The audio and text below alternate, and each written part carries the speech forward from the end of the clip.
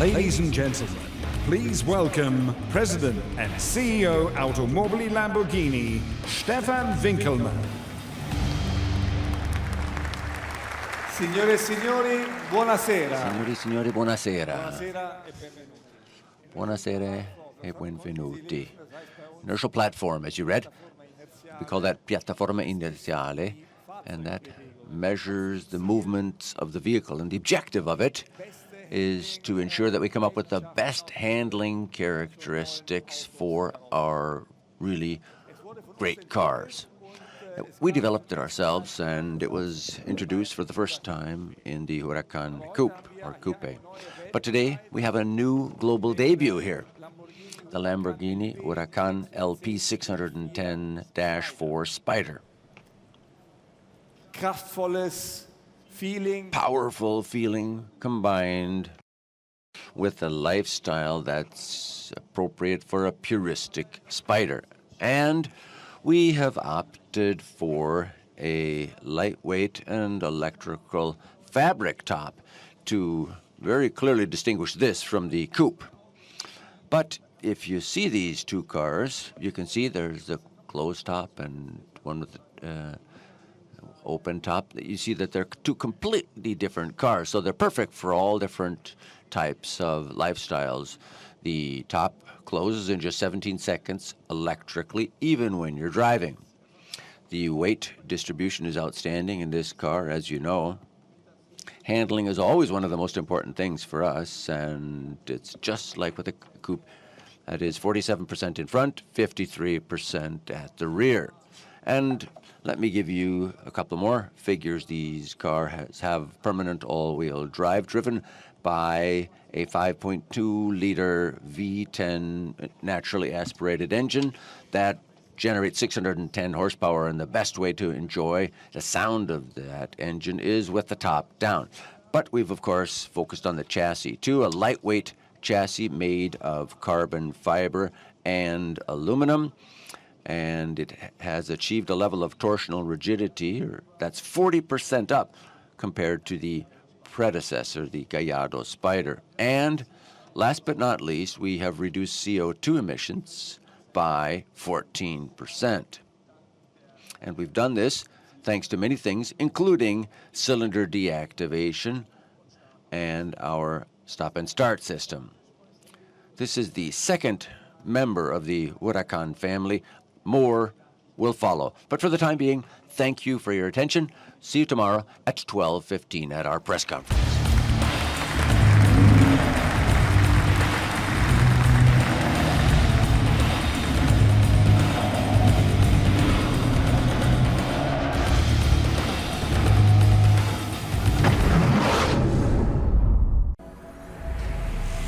Volkswagen is forging ahead again. At the group night in Frankfurt, ahead of the official kickoff of the IAA, the company proved itself to be on the move. Cars are increasingly becoming rolling smartphones. Automotive technology is being revolutionized, and he wants the Volkswagen Group to be at the vanguard of this new movement. Martin Winterkorn, Chief Executive, the Director. I've never seen this kind of variety in my career to date. Advances in diesel and petrol engines, digitalization of the car and the automotive surroundings, electromobility with plug-in hybrids and electric cars, new materials, new production processes, digitalization in production plants. These are major challenges. Volkswagen has already achieved one major milestone. There's a new generation of the Tiguan, one of the company's top sellers. The SUV has already convinced more than 2.6 million buyers since 2007, and in future it will be even more elegant, efficient and sporty. The Tiguan has basically been revamped from the ground up. Absolutely key, for the first time, it's based on the modular transverse matrix, so the complete technology packet, up to and including the driver assistance systems and e-mobility, are available. Also important, it's become much more interesting in terms of its proportions. For example, its front overhangs have become a lot shorter. That gives it a more aggressive styling, what you'd expect from an SUV. Das, was man von einem SUV erwartet. A hybrid version of the Tiguan will also be launched soon, a world first. It can cover 50 kilometers purely electric with its additional power unit, and together with the petrol engine, it has a range of 900 kilometers. It's about focus. There are still things we need to do to the car, because it's important that the production plant gets up and running fast. That's one of our major focal points for the coming months. The car is a major opportunity. It has massive potential. We have to make the best of it. The whole company is invested in e-mobility. Take Porsche, the Porsche Mission E, a purely electric-driven car, with the kind of driving pleasure you'd expect from a Porsche. From 0 to 100 in 3.5 seconds, top speed more than 250 kilometers an hour, and the best bit, you can get back on the road after just 15 minutes of charging. Audi also presented a concept that could soon go into mass production, the Audi e-tron Quattro, an electric SUV that solves the drawback previous electric cars had: short range. Wir haben mit dem e-tron Quattro das Bestreben gehabt. With the e-tron Quattro, our aim was to make another statement. There's lots of talk about electromobility, but the ranges have never been enough. Now, we and our engineers have managed, together with battery makers like Samsung and LG, with whom we are cooperating, to produce an SUV with a range of over 500 kilometers. Über 500 Kilometer Reichweite zu organisieren in einem SUV. SUVs, a big issue at the group night. So how about this one, the Bentley Bentayga, the most powerful and fastest SUV in the world, with so little roll that it makes off-road feel like a normal road. Stylish, with more than 600 horsepower and a top speed of over 300 kilometers an hour, the ultimate in luxury SUVs. Every one of the Volkswagen Group's brands is presenting innovations at the IAA. Audi is betting on the new generation of its top-selling A4. From the beautifully sculpted Skoda Superb to the cult sports car, the powerful Lamborghini Huracan, they all produce less CO2 and more power. And as Martin Winterkorn pledges, this is just the beginning. Unsere Marken verkaufen nicht nur. Our brands don't just sell cars and technology, they're about attitude, they're about lifestyle, real, lasting values. And for our team and for myself, that's what I'm committed to and what drives me. And that, ladies and gentlemen, is what makes the difference.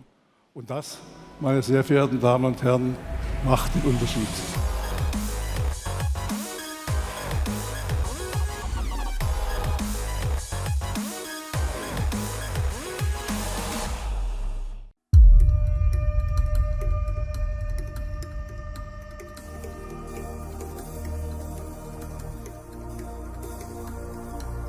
The International Auto Show in Frankfurt is of course also about showing new concepts, new technologies and the future of mobility. What you see in the back, this is the new Audi e-tron Quattro concept. This is their first SUV with a full electric engine, and on one charge it gets around 300 miles of range. So it's kind of fair to say that this is somehow a Tesla competitor, maybe even a killer. Ich entwickle seit über 30 Jahren Fahrzeuge. Das Interessante und das Herausfordernde dabei ist, dass es im Entwicklungsprozess Anforderungen gibt, die auf den ersten Blick im Gegensatz zueinander stehen.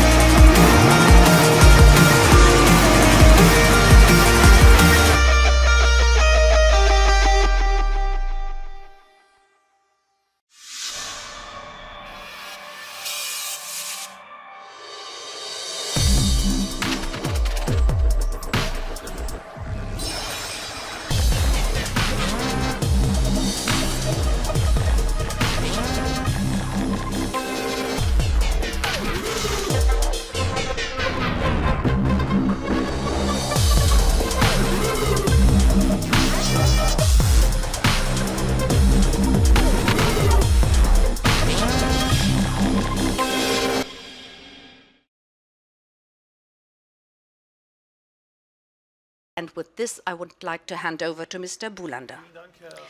Thank you, Mr. Denner, and I too would like to welcome you very warmly at the Bosch stand, and I would like to present some highlights to you. Let's start right away, because we all are good parkers, but the others.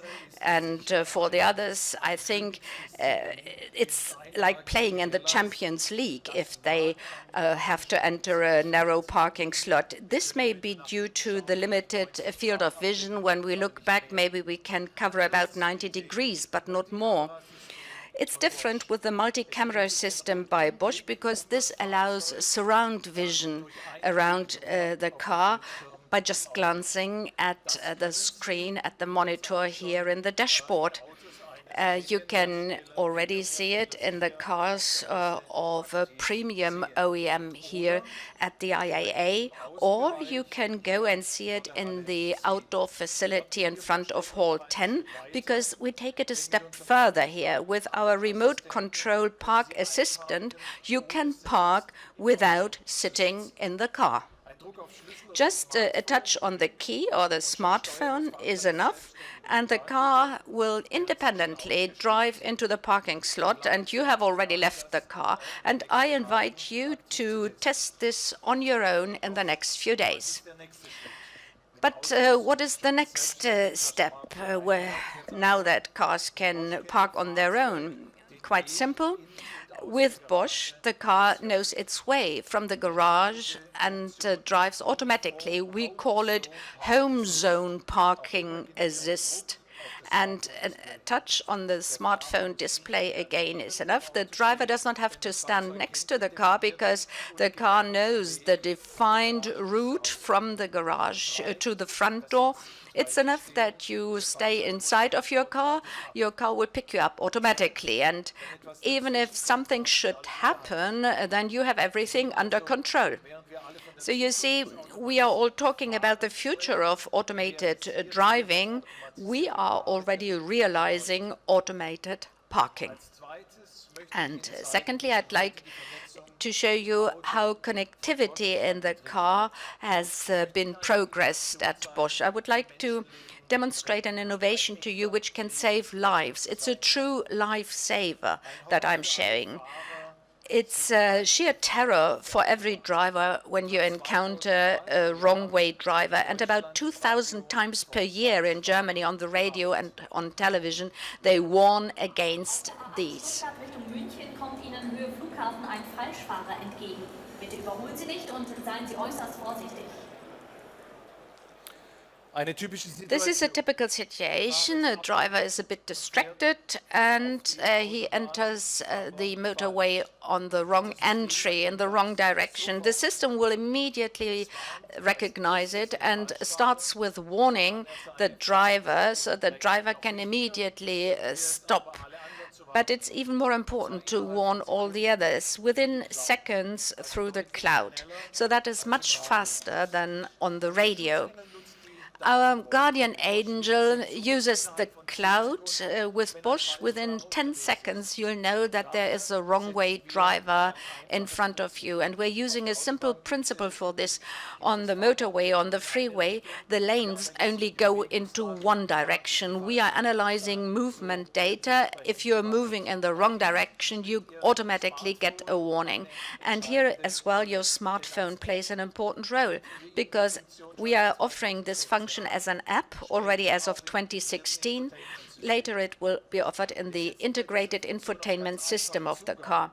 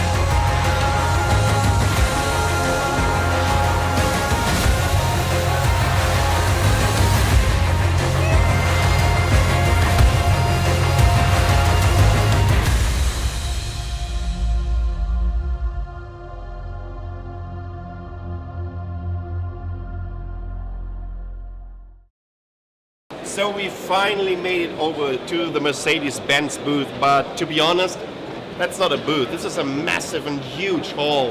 What you can see over here is a platform they introduced during the Auto Shanghai. This is the Concept GLC-Q. I'm not sure if this is really a concept car, because to me it kind of looks like a hybrid in between a modern SUV that you can already get from Mercedes and the AMG GTS sports car, which is also an indicator for how quickly those designs of the concept cars are having an impact on the designs of the models that you can already get at your Mercedes retailer right now.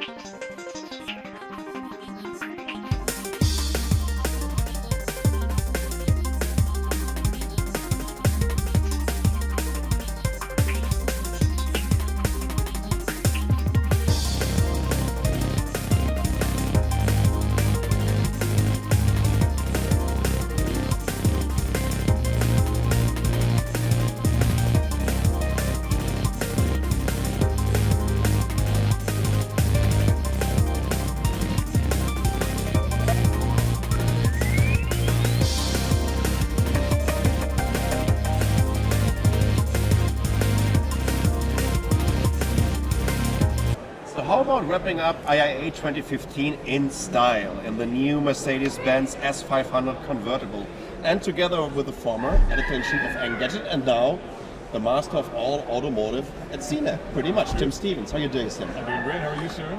Pretty good. It's my last day, so I'm fantastic. Yes. It's been a long show. It's only a 2-day show, but man, it's exhausting. I've been actually in Germany for over a week now. I was out here lucky enough to test the new 911 last week, so that was cool. Sweet. But now this is a very comfortable place to be to wrap up the show.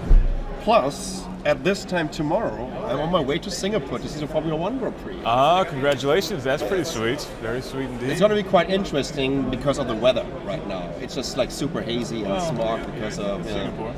That's what you come to expect. Anyways, it's going to be fun.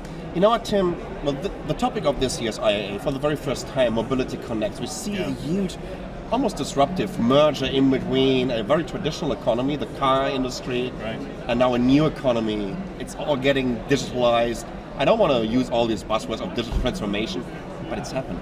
Yeah, absolutely. We're seeing more and more technology within cars, not only within the drivetrains, but within the infotainment system sitting in here in the dashboard. I mean, we're sitting here in a very high-end Mercedes that has a lot of beautiful tactile controls, but also we have two big displays in front of us ultimately now that are virtual displays. You know, there's no gauge in here. There isn't even a clock in here, I don't think. So it's a pretty interesting demonstration of where we are in terms of technology, in terms of the integration of technology within the automotive space. And it's a pretty exciting place. I mean, the Porsche Mission E concept is a pretty exciting car. Fully electric Porsche sports car looks beautiful. Mercedes, we see their IAA concept down there, which is the aerodynamic car, which stretches out based on your performance and speed and that kind of thing, which is pretty exciting. All this based on wind tunnel information and technology that they've derived from their designers, and it's cool stuff. Have you seen the Audi SUV concept, the electric one? Yes, absolutely. Which is we've got the Porsche taking on the Tesla Model S. We've got Audi kind of taking on the Model X, as it were, and it's good to see them kind of finally getting there and getting to the point where the Audi seems like it's not that far off in the future. Yeah. The Porsche is probably maybe 5 or 8 years out. But really, we're within a couple of years of having these cars in the market, which is pretty exciting for me anyway. I'm a pretty big fan of EVs.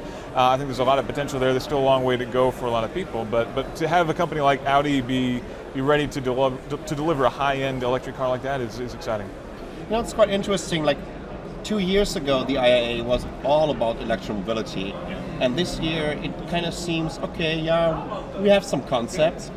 We have some plug-in hybrids. Right. But it still seems that the market, the global market of like 84 million units that are getting sold each and every year, is still not really adopting this idea of an mobility platform. Not yet. There's still a bit of a curiosity. I mean, Tesla's had great success, but if you look at their sales overall in terms of the grand market, they're about the size of, they're less than the Leaf and the Volt combined in the U.S., which is tiny.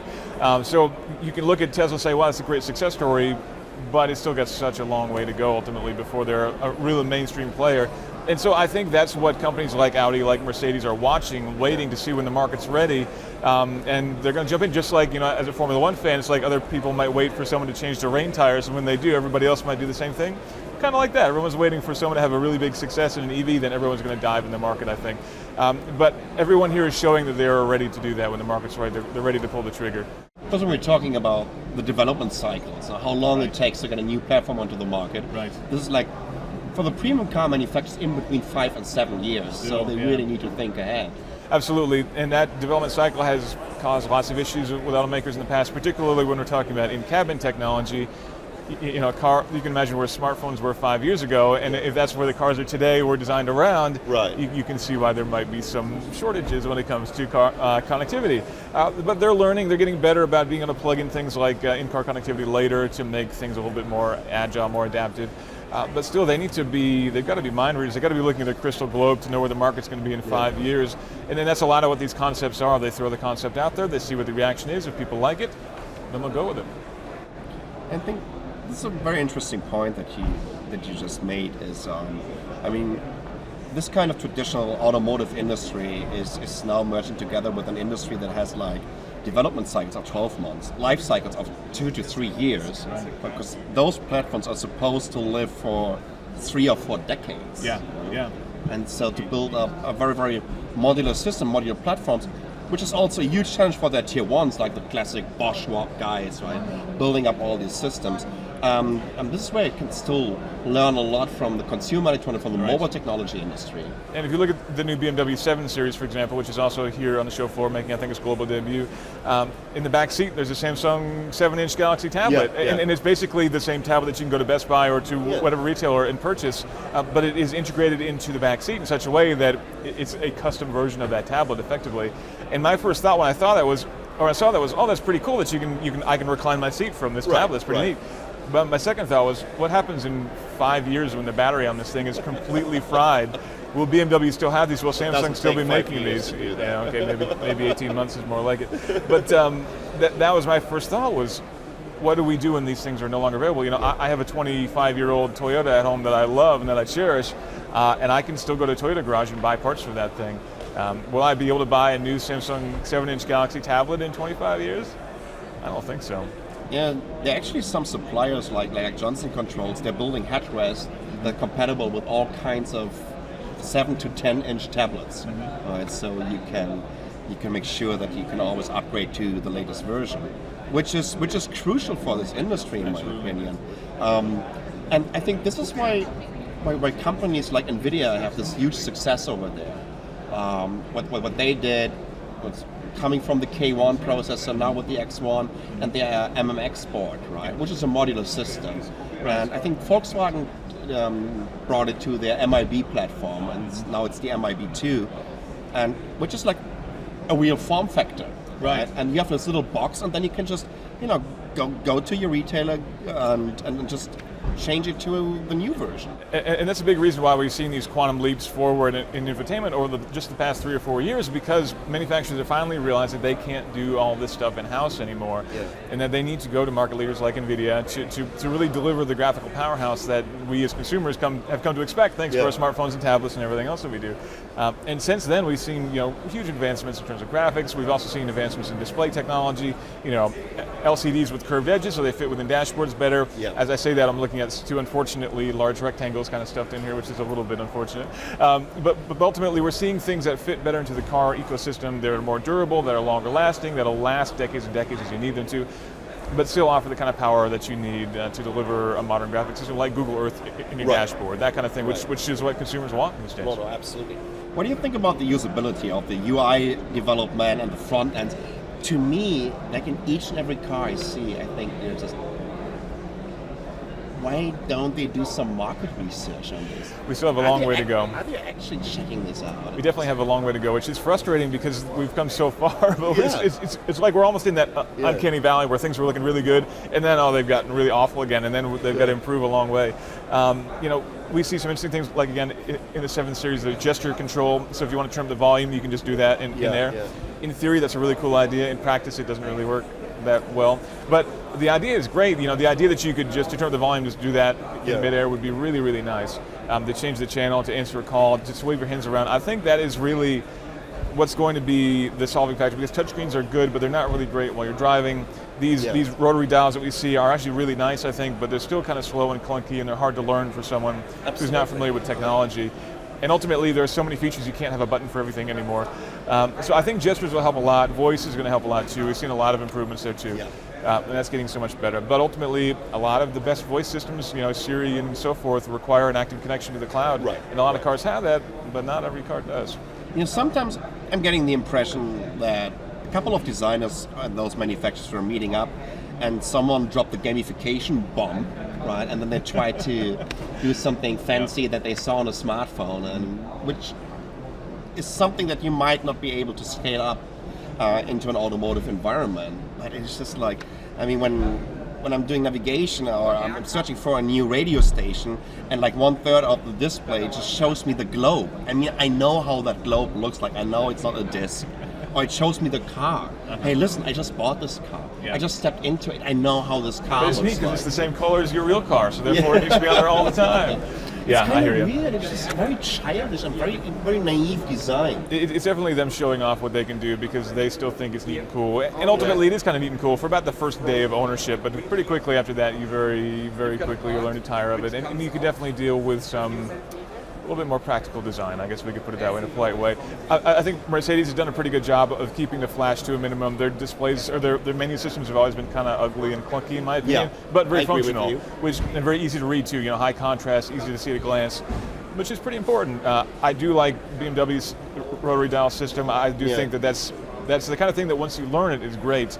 But there's such a huge learning curve that a lot of people just don't want to do. I'm not getting it. Those designers just need to head over to the QNX booth for the last 5 years to see how how you have to do it, right? Yeah. I mean, those guys are so ahead of the whole industry. But we're seeing a lot of automakers poaching from Apple, from Google, from other companies like that, and bringing in a lot of technology and a lot of talent, I should say, from these consumer-focused, software-focused companies, people who've been doing UI for a long time. Right. Obviously, that's a huge shift to go from making something that works on a touchscreen to make something that works in a 3D environment like this, and that you can do while driving at 80 miles an hour without killing yourself or somebody else. That's a huge challenge. But ultimately, to have that basis of UI understanding versus someone who's maybe been writing ECU programming for 15 years and now they're trying to make a button look good, I think that's an easier transition. So what's the coolest thing that you saw when you're on the show floor? The Mission E is a beautiful car, the Porsche Mission E. So that's basically, you could think of it like a next generation Porsche Panamera, 4 doors, 4 seats, 600 horsepower, pretty nice. But that's a concept, so I don't know if I should pick that. In terms of a real car, the Giulia, the Alfa Giulia, is beautiful. Absolutely beautiful. I am in love with that. Which actually broke the lap record on the Nordschleife, right? Yeah, I think, was it 12 seconds faster than the M3, something like that? So the bar has been raised. All over the M5s and just, seriously, that was crazy. Yeah, it's going to be expensive though. 90,000 euro for the quadrifoglio is the 90,000 euro, so it'll be probably knocking out $100,000 in the US. That's a fair bit of money for a 4-door sedan, but it's beautiful. Have you seen the VR6 Horex bike? I did, yeah. I don't know if I love it. I like custom motorcycles for sure, but that one's, I don't know, something about the proportions of that thing I don't like too much. It looks a little bit raw. It does, and the fact that it's called VR6, I expected to have a Volkswagen engine in there, but it doesn't. So I was like, that's not 6 cylinders. What's going on in here? So hijinks in the engine department. But yeah, did you see? It looked heavy. It looked very heavy. I was taking a look at the front brake. I said, oh my god, that's a biggie. Speaking of motorcycles, probably the coolest bike I saw was just a Ducati Panigale R, nothing too special, but it was in the back of a Volkswagen Panamericana van. They have a concept van with this tray that slides out. You basically mount your motorcycle on the tray, you shove it in the back of the van, and you can drive away. So I have a trailer for my motorcycle at home, and that's a huge pain in the posterior. So that looks like an ideal solution to me. So what's your next stop?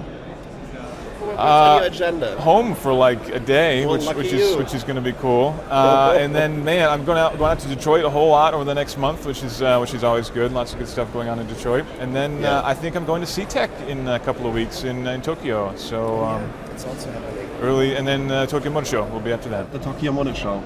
It never stops. And you know what? Never ever stops. Then it's going to be CS again. Yeah, almost. And then Detroit, and then New York Auto Show. And it just never stops. It never stops, right? And sometimes, you know what, I seriously think you just can't keep up with the development anymore. And with all these shows, we're getting more and more shows globally. Plus all the private launches, because a lot of manufacturers, they've taken the cue from Apple from a couple of years ago. They want to do their own big show. So instead of all of us having the nicety of coming to a big show like this and seeing everything, we come here and see most of everything. And then we have to go to all the private events to see all the other big stuff. Right. So, yeah, it just means more and more travel, more and more frequent flyer miles, more gray hair. But to me, this is like a vacation, to be honest. Yeah.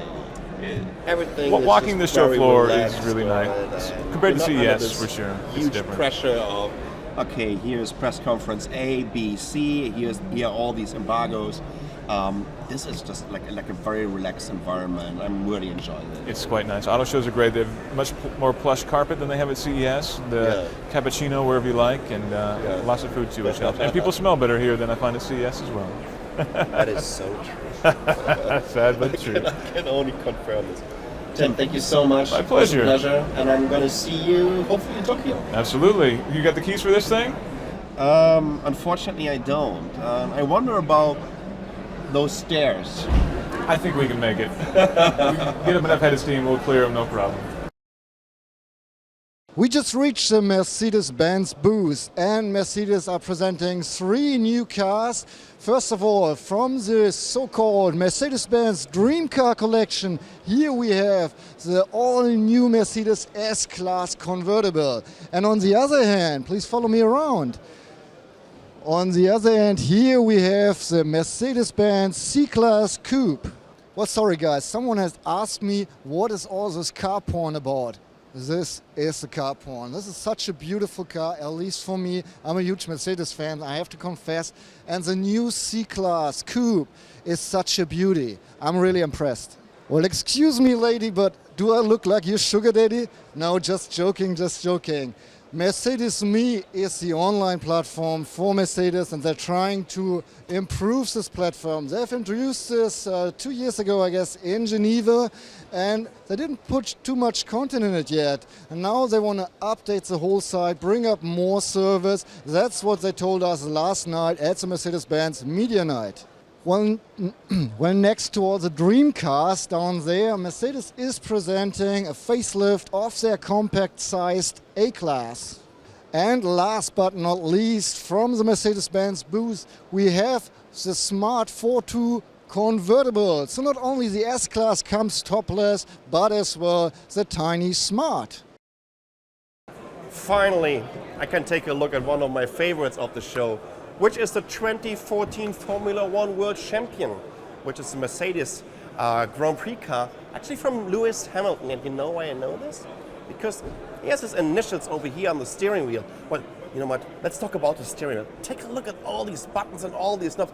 It kind of makes me feel like you need a manual that big to really understand the fundamentals of this steering wheel. I would also love to show you this car. It tells you a little bit about the competitiveness of German premium car manufacturers, because the engine and the drivetrain from Mercedes-Benz is dominating Formula One since last year in a style I've never seen before. Plus, when we take a look at endurance racing, what Porsche and Audi are doing over there, I mean, they're dominating Le Mans for the last 10, 12 years or so.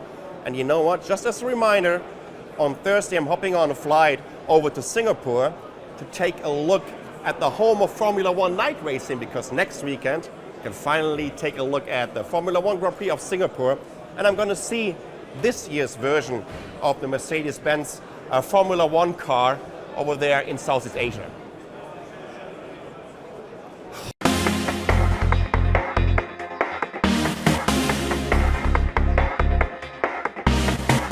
You know what, this is actually the first time I'm sitting in a smart car, but this is a very special one because as soon as I open it, you will see what I mean. I've never seen so many speakers in such a small car, and trust me, you don't want me to turn on the stereo. This would be quite a problem for the whole booth here. Look at this, all those JBL speakers. I know one thing for sure, can't tell you how many watts it has, but I can tell you one thing, that there won't be an electric version of this car, because this would have a range of like 10 miles or so.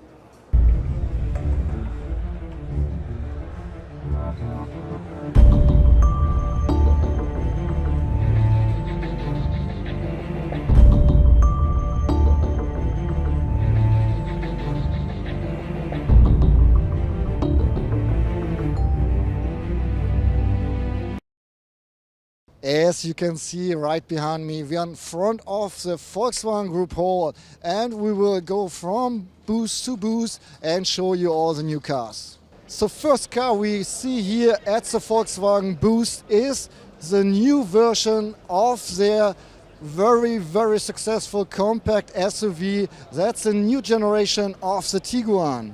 It's not really a world premiere. This show car was already presented at the Wörthersee convention, where all the real Volkswagen fans meet up here in Europe. However, if you haven't seen it, it's at least worth a second look, I guess. Here's the Volkswagen Caddy of the Volkswagen commercial vehicle branch, and it's a new version. It's the all-track version, so a Caddy for the all-terrain users. Skoda is a Czech branch of Volkswagen. They're presenting here their mid-sized E-State model, the Superb Combi, which is a quite popular car here in Germany. Well, the bestseller of Skoda here in Germany at least is the Skoda Octavia as the E-State version, and the very sporty version, the Skoda Octavia RS, comes with a power update. It now has 230 horsepower.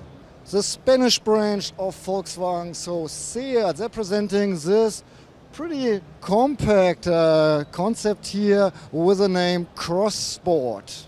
Well, this is more likely a Mobile Geeks topic. You see Toledo Connect. The Toledo didn't get an upgrade or anything. New is the Connect part. Seat is now having for all its models the MIB2, the modular infotainment platform.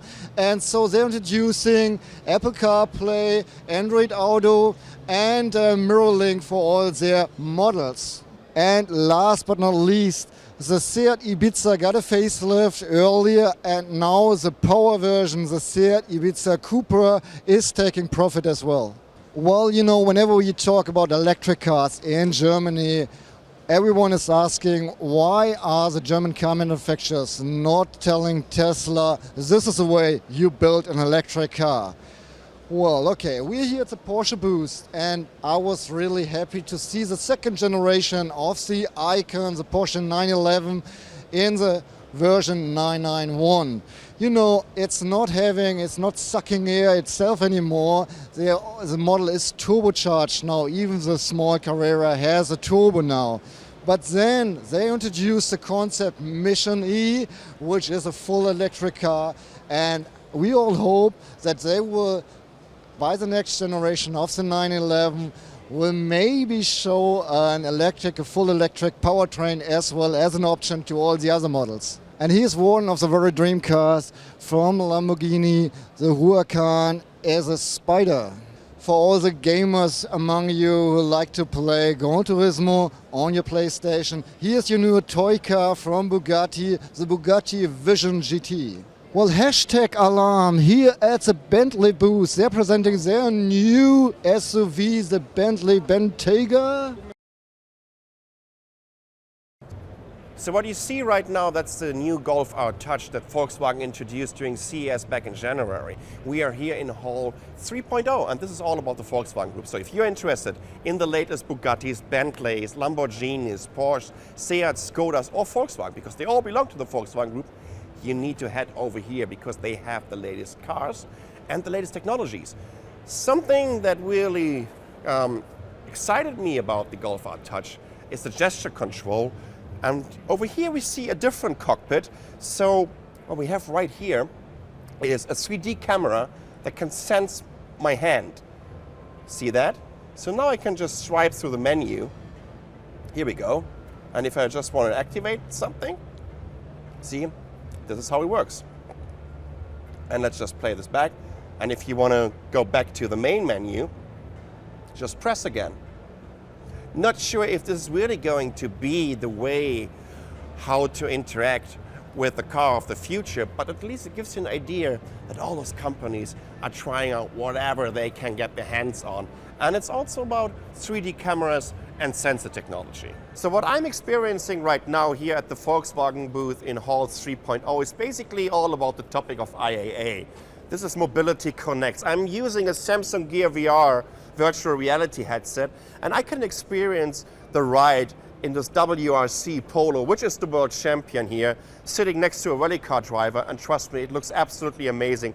It's such an immersive experience that I'm having right now.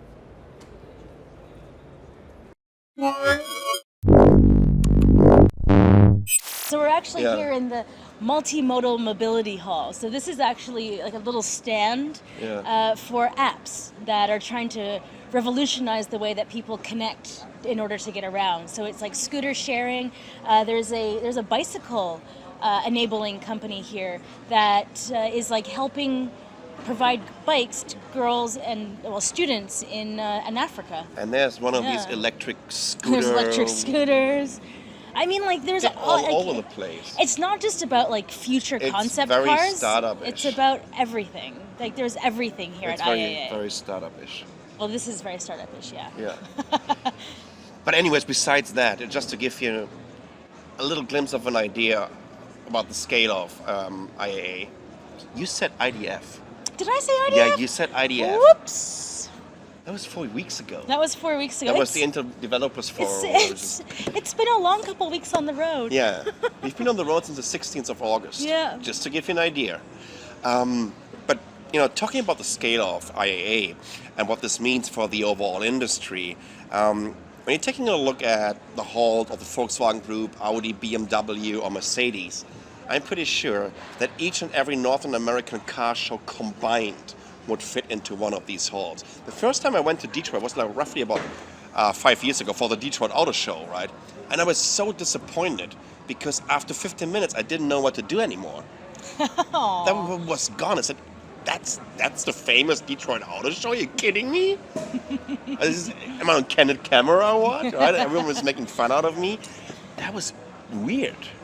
I mean, I am legitimately blown away by the scale of things. The booths are just enormous, and just like the volume of cars in like one space.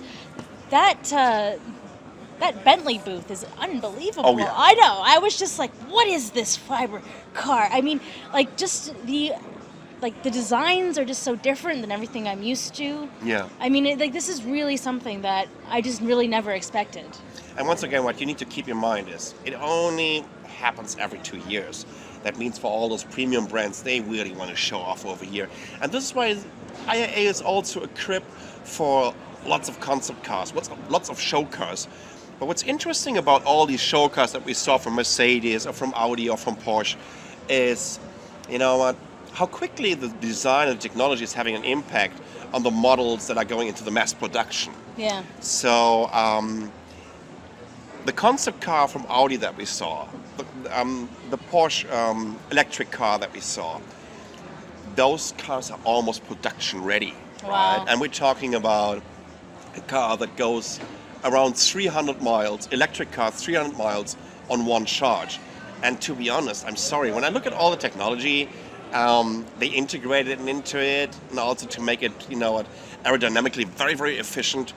This is where, I mean, this experience those manufacturers have really pays off, right? And this is something that you just can't compare. I'm sorry about this. I know that Tesla is really ruining the electric world in terms of the range they have. But when I look at the build quality and the interior, this is on a different level. I'm sorry.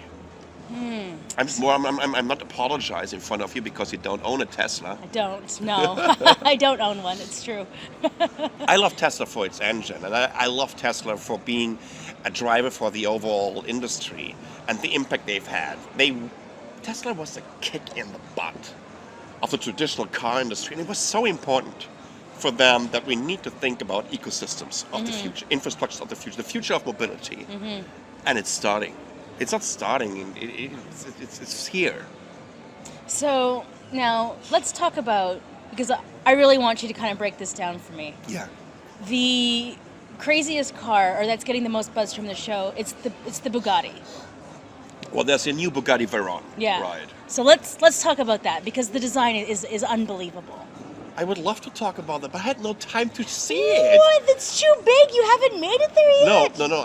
I've been there, but about an hour before the press conference, and that also means, you know, they were still, you know, hidden by this, covered up. So, like, just to give you guys an idea of what goes on here on the press days, when you look at the schedule, the releases are 15 to 20 minutes long, and they are back to back to back, and it's Hall 3, and then it's Hall 6, and then it's Hall 11, and then it's Hall 1. And there's no actual way to make it across no. the sheer size of this ground. It's impossible to get to each one. So I guess to get your impressions on the Bugatti, you guys are gonna have to tune in tomorrow. I saw the shape of it, right, under the cover. I also saw the shape of their GT vision of the future, of an endurance racing car, which would be great to see Bugatti back into at Le Mans. I think we also had Hyundai. Hyundai also had a kind of vision, kind of design of the future, a green car, a green racing car of the future. And once again, I've been on the show for like 6 or 7 consecutive hours shooting, mainly at Volkswagen. Then we went over to Audi, and Audi has the entire center. This booth is out of control. It looks crazy. It is. I've never ever seen such a cool booth. I think it is so different. Just to give you an idea, first of all, you're getting on the escalator, you're getting on the first floor, then you're walking towards a stylish, dark Audi technology red LED light tunnel. And then you can look through some glasses with 3D virtual projections on. You can already see the booth, right? And then they're giving you extra information and they're showing you designs. It's very Minority Report-like. And then you're walking through the home of Quattro, which is basically an ice chamber. So they put a room that is made of ice into the entrance hallway to their booth, right? And then the next hall or the hallway is basically asphalt. It is like a starting grid of a racetrack where they're promoting all the different racing series they're running. You know what? It takes you like 5 minutes to get through this whole experience, and you think it can't get any better. And then this huge hall is opening right in front of you, and you see like 4 Audi cars, like wheeled cars, sticking underneath the ceiling, right? Turning around, like floating somewhere. And it was just out of control, seriously. I mean, I've honestly never seen anything on this scale before at a trade show. No. Right? I mean, No. these phone guys, these tech guys, No, these guys that we're usually covering. I've been to Auto Shanghai, and they're the new conference or show center over there, and actually those halls are as big as, if you want to go for, you know what, how about having a fair for cruising ships or for A380s that can land straight into the halls, right? but IAA is it's almost the same. Yeah, it is crazy. It is crazy big, and it's fun. I love it. Yeah. For me, it's like being on a vacation. So, keeping on this kind of amusing things to do here at the trade show, you told me that you got to try out the smart terrain challenge. So I tried to take footage of this, and then when I hit record, the lady couldn't drive through the course, and then she just kept on having to revert. But when it was possible, it looked pretty cool. You know what? Actually, I never drove a smart car. I've been on the passenger seat before, and so they have this little obstacle course. Like, it feels like it's like 10 by 10 meters or so, or maybe tiny. it's 20 by 20 meters. It's tiny. Right? But those tight turns a smart car can do, it feels like a go-kart. It was just so much fun. It was basically all about, just driving one round on the track to get to know the track, and then 2 more, and they needed to be on the same level. So you needed to drive it, from the lap time. The lap times needs to be as close together as possible. So you had a max gap of like 2 seconds or so. I made it by a second. Oh. By a second, yes. Professional go-kart driver over here. I'm quite proud of it. And we have some crazy footage of me on the steering wheel just wheeling it around like crazy. It was fun. And once again, this is just another idea of what's happening here at IAA.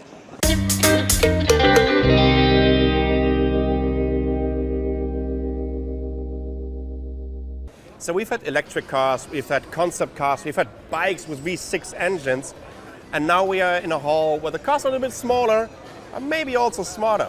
We are in the Smart Hall, and this is a kind of special edition from Brabus, which is a safety car that they're using at the Hungaroring. It has everything that you want from a safety car, but also it is still a super small car, and you can tell by the rims from Brabus and the way it's kind of, pimped up, that this is a proper Brabus tuned smart car. I think it looks absolutely phenomenal. That's so after seeing so many cars, now it's all about driving a car.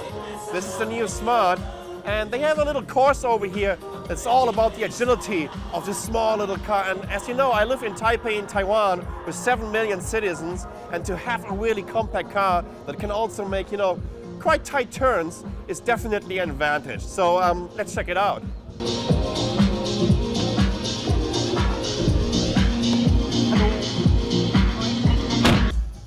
Actually, it's the first time I'm driving in the Smart, and there can't be any better place than the International Auto Show here in Frankfurt, which is the biggest one in the world. So fingers crossed, and I'll see you soon.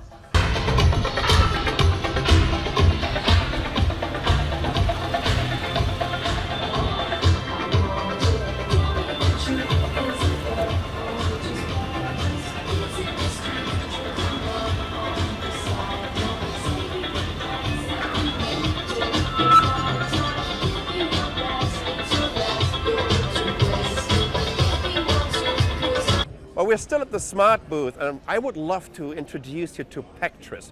Pectris, those are the winners of an internal developers challenge of Mercedes-Benz. And actually, I've been speaking at this event. That was back in May in Stuttgart. And you know what? I think this idea is so phenomenal. Well, think about, there are some bargains and some special deals at IKEA. And you're just buying too many furnitures. And at the end of the day, you have all those packages. You're arriving at your car, and you're trying to fit them in, right? So what Pectris is basically doing is, you know what, they're using the barcodes of these boxes, you're scanning it with their app, and then it immediately knows about, you know, the measurements of those boxes. And then it gives you the perfect way of how to stack them into your car. So actually they have a little game over here, and they give you about 60 seconds to finally do that. But you know what, the cool part of this is, well, during their pitch in Stuttgart, I remember that, if you just bought too much, right, they also gave you the option to rent a Sprinter, which is like a van from Mercedes-Benz. This gives you a really, really good idea of what's happening over there when they're doing their internal developers challenges. This is called Pectris.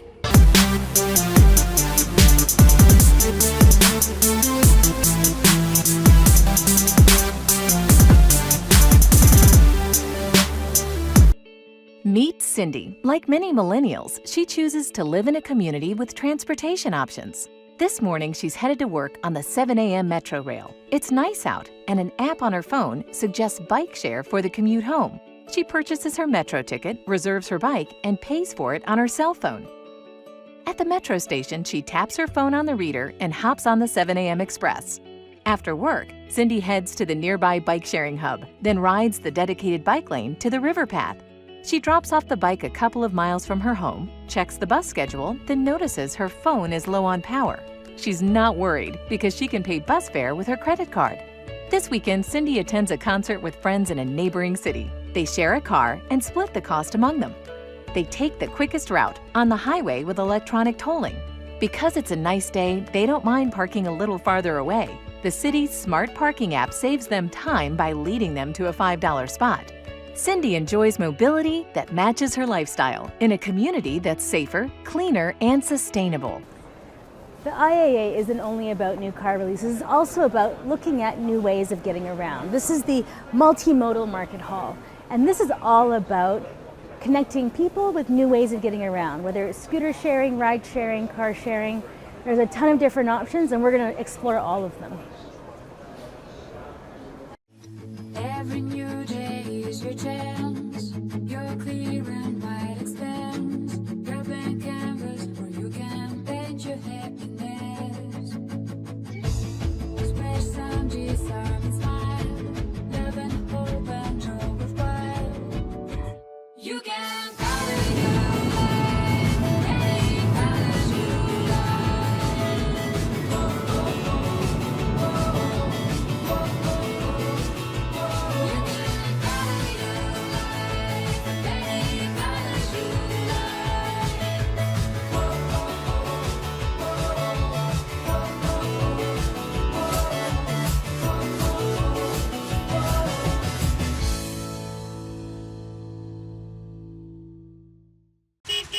Hi, I'm Rahul. My wife and I use BlaBlaCar to share our city-to-city car journeys with co-travelers. If you are a car owner like me, you just publish the date and details of your journey on BlaBlaCar. The app automatically calculates a fair contribution for co-travelers. Amit is a software engineer. His wife Priyanka is an architect. They needed to travel, but their options were limited, especially last minute. Instead of taking a crowded bus, they used BlaBlaCar, did a simple search for their journey, chose me, and requested to share my journey. I checked their profiles and agreed. They enjoyed the comfort of my car and contributed to my driving costs. During the trip, we had a fun chat. After the journey, we all gave each other's ratings to build our reputation on BlaBlaCar. BlaBlaCar, the trusted ride-sharing community.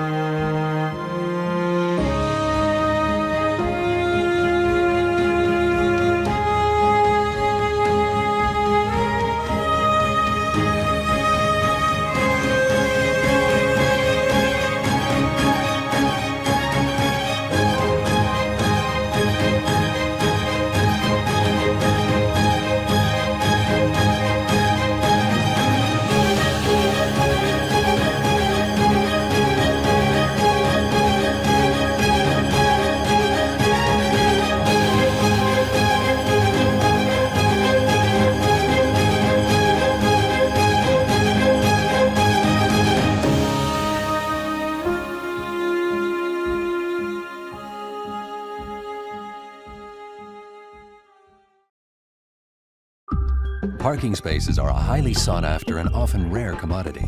Still, inner city parking spaces are often not fully utilized due to limited access or because drivers are simply unaware of their existence. Do you have vacant parking spaces on your lot that could be put to viable use? We at ParkU help you turn your empty spaces into an additional source of capital by promoting them as short-term parking spots. ParkU gives property owners a free platform to advertise their temporarily unused parking spaces with the option to define availability of spaces as well as setting their own fees. Drivers can easily find the nearest parking space by using the ParkU app or by visiting our website.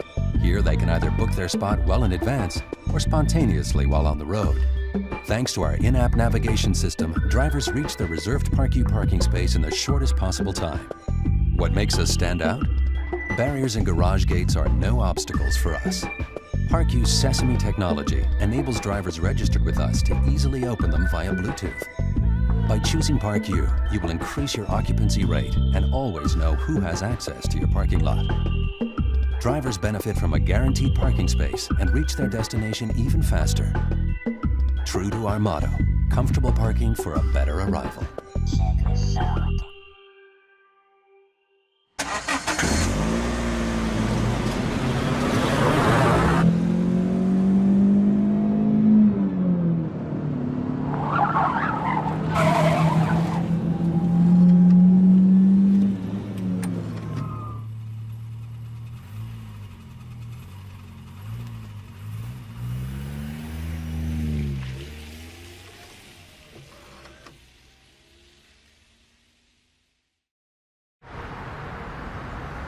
Did the inventor of the car ever imagine that we'd be stuck in so much traffic? Well, what if we could fly above it all in an air taxi? Would you want to ride? If that can cut traffic down as quick as possible and get me from one side of town, I would totally take it. Definitely. For millions of people living in Los Angeles, that pipe dream may become a reality. Oh, mira, ¿qué está pasando? ¿Qué hay en el cielo? Esto es una locura, nunca había visto nada. I don't know what it is. It's the craziest thing I have ever seen in my life. Rodrigo Garcia accidentally captured this brave commuter cutting across a park towards downtown Los Angeles. And I turn my head and I see a magic car flying around me, around my head. That was a crazy moment. What Mr. Garcia doesn't realize is that his sighting may reveal a rumored autonomous human drone taxi service launched recently by German company Movil. Movil CEO Robert Heinrich is tight-lipped about the pilot program. We do a lot of stuff in our labs, but I'm actually not supposed to disclose all the activities that we have. What we do know is that Movil, along with Amazon and Google, are all testing the airspace for cargo, communication, and now cabs. Well, first of all, you're going to have to figure out at what level do hobbyists and enthusiasts stop at, let's say 90 feet or 100 feet, and then what level above that, below the federally allowed commercial aviation level. So you have about 400 or 500 feet that you'll be able to allow for human taxis via drones. Movil also operates a more grounded service, Car2Go. Car2Go lets people pick out a car in their area, use it for as long as they like, and park it where they like. Statistics show a person can spend as much as 4.5 years of their lives in traffic. That may sound like a lot, but when you consider that a person can own a car for 50 or 60 or even more time, that's a lot of time that a car is parked in a driveway, doing nothing. Movil is using some of that data and exploring other options, using unusual machines in unusual ways that could lead to the future of transportation. So how about moving to space? Chief Technical Officer Helmut Ritzer is staying ahead of industry trends. I think there's a real paradigm shift coming with taking the driver out of the loop. Ritzer collaborates with a multidisciplinary team using transportation science, design, and business analysis to develop drone taxis and new approaches to navigation. You know, if you are looking for adventure in Stuttgart, our routing algorithms can calculate a path that directly goes through all dangerous areas in Stuttgart. and virtual reality. Introducing augmented reality or different innovations like that, changing the experience while you travel, will actually overcome that physics of transportation or mobility. A commuter experience that's quickly moving from science fiction to science fact is clearing the way to the future of transportation that's hovering just over the next horizon. Movil is a mobility app that combines different options of mobility. Want to go somewhere, you could also click here and search for different locations. I, for example, want to go to Stuttgart, and I'm going from here, the IAA to Stuttgart main station, and I want to go from here now. So it shows me different options. Of course, there's a lot of Deutsche Bahn because it's a rather long trip. I could go on here. I see where I have to walk, and then I could also buy my Deutsche Bahn ticket with this app. Here we are in the screen that asks you if you have, for example, a Bahn card, and then it asks you how you want to buy for it. I say it's a business trip, so I select my business payment profile and also the ID card. And once I've done that, it asks me only for my CVC, and then I'm done. So let me show you. For example, here, once you buy a ticket, you get something like this.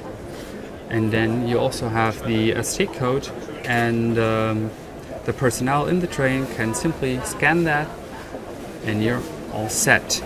We also have options like, for example, car to go.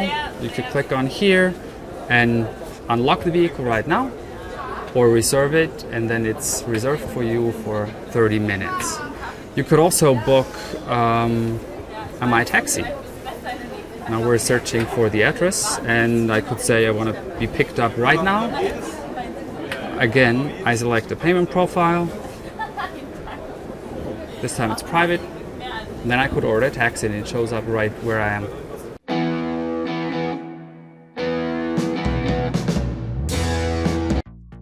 Right now, something's happening. It's a change in the way we look at things, the way we look at ourselves.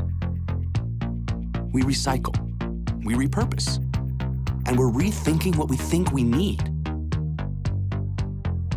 We've figured out that to be happy, we don't need to own a bunch of stuff.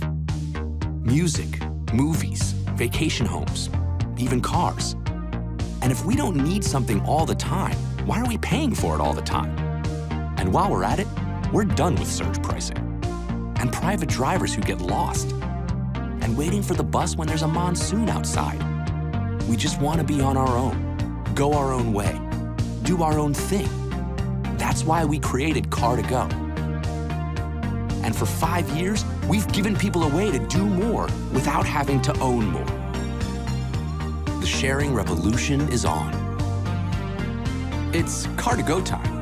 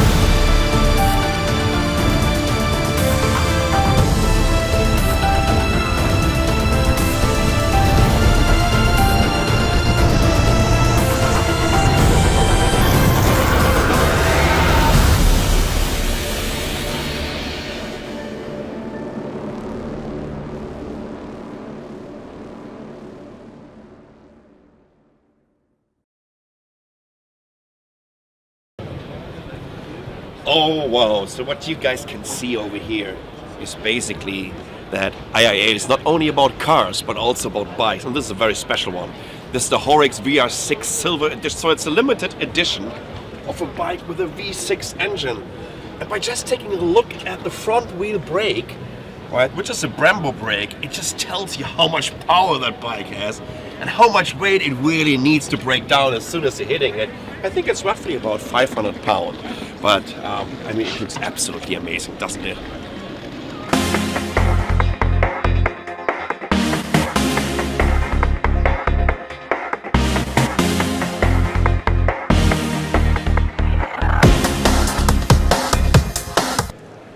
Well, good morning, good evening, good afternoon, depending on which time zone you're in, where you're watching us right now. I'm Sascha, this is the International Auto Show in Frankfurt 2015, the biggest car show in the world. And we are obviously here at the Ford booth. And I'm talking to Barb Samardzich. Good morning. We've already had a great interview talking a little bit about the challenges of mobility, development of cities, but you know what's really interesting, Bob? When I take a look at your booth this year, this is all about, I wouldn't say it's all about gamification. No, it's not. But it looks slightly different than the ones before. We have like Forza Motorsports, simulators, an amazing all-wheel drive simulator over here. Things are changing in the automotive industry, right?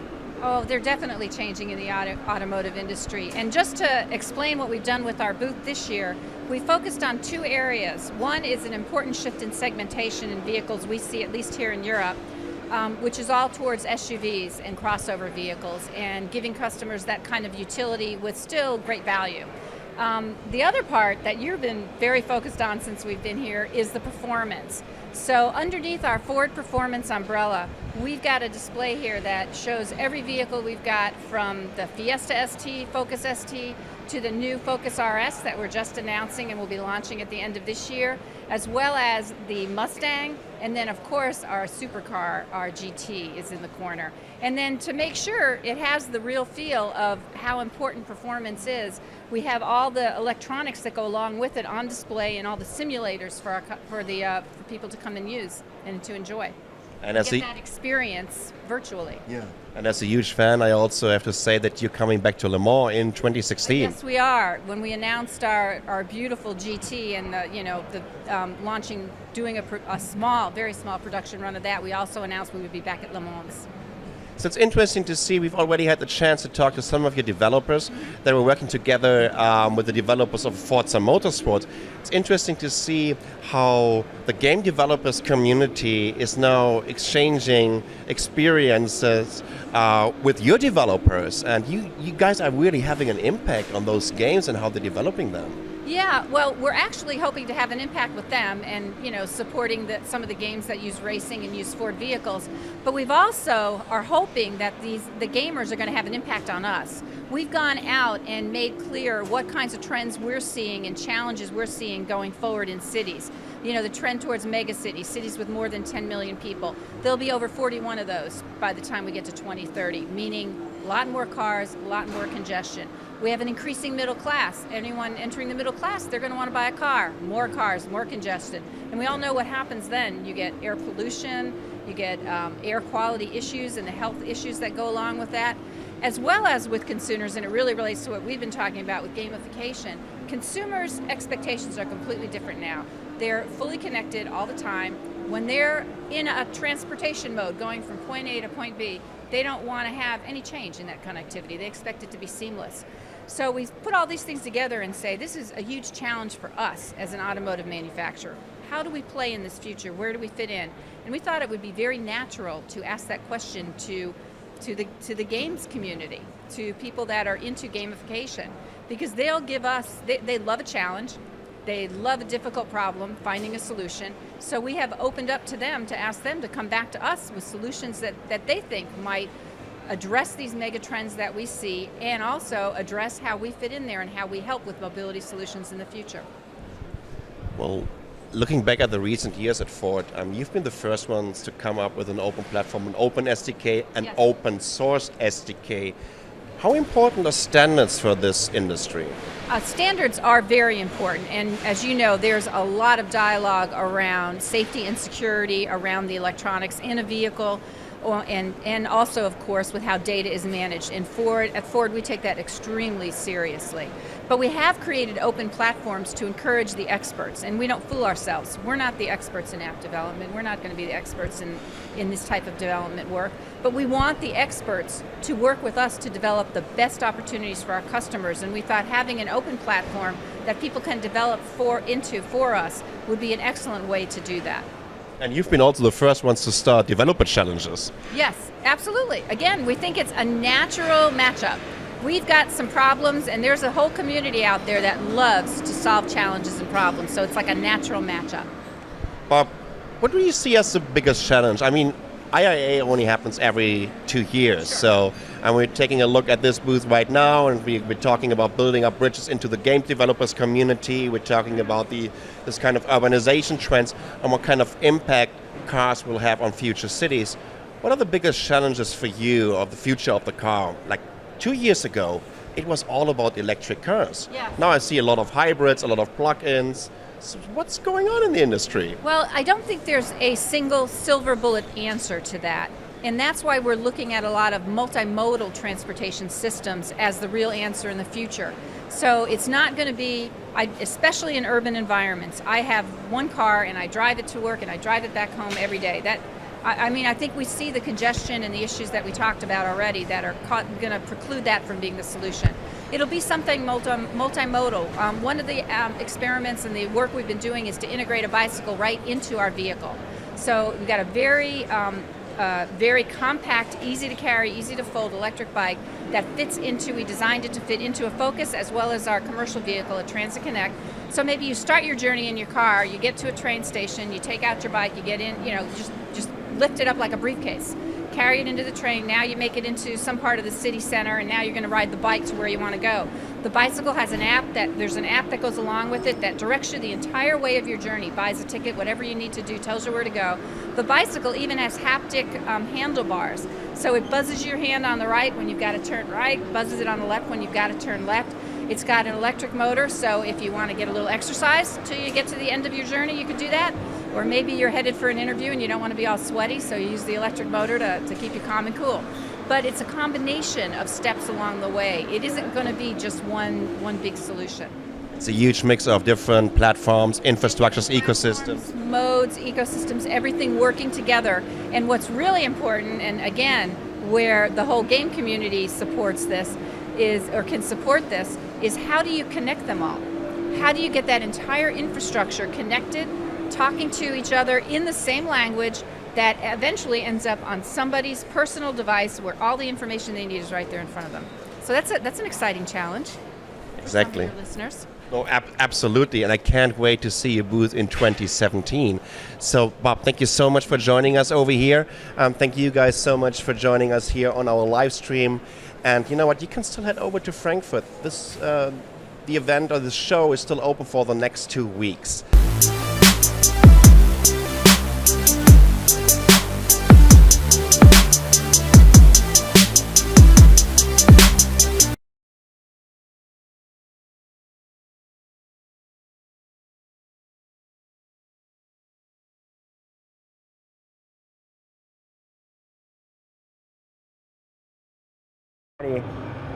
So finally made it into my first simulator over here at IAA 2015 in Frankfurt, and I'm driving the new Ford GT on this iconic racetrack of Le Mans.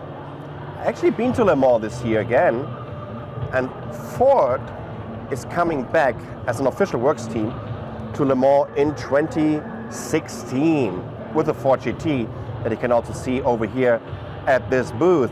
You know what, the interesting part about all of this is how much of an impact those... Oh, someone pushed me. Someone pushed me. Seriously. That's not fair. But the interesting part of this is how much of an impact car manufacturers are having on game development. And Nicole went to, was it Seattle, to talk, it was Seattle, to talk to the Forza Motorsports developers and to see how they were using real data from the Ford engineers and from the Ford developers and how they implemented it into the Forza game. Actually, I realized that it's kind of hard to talk while you're trying to drive a race. So kudos to all those race car drivers that are capable of doing this.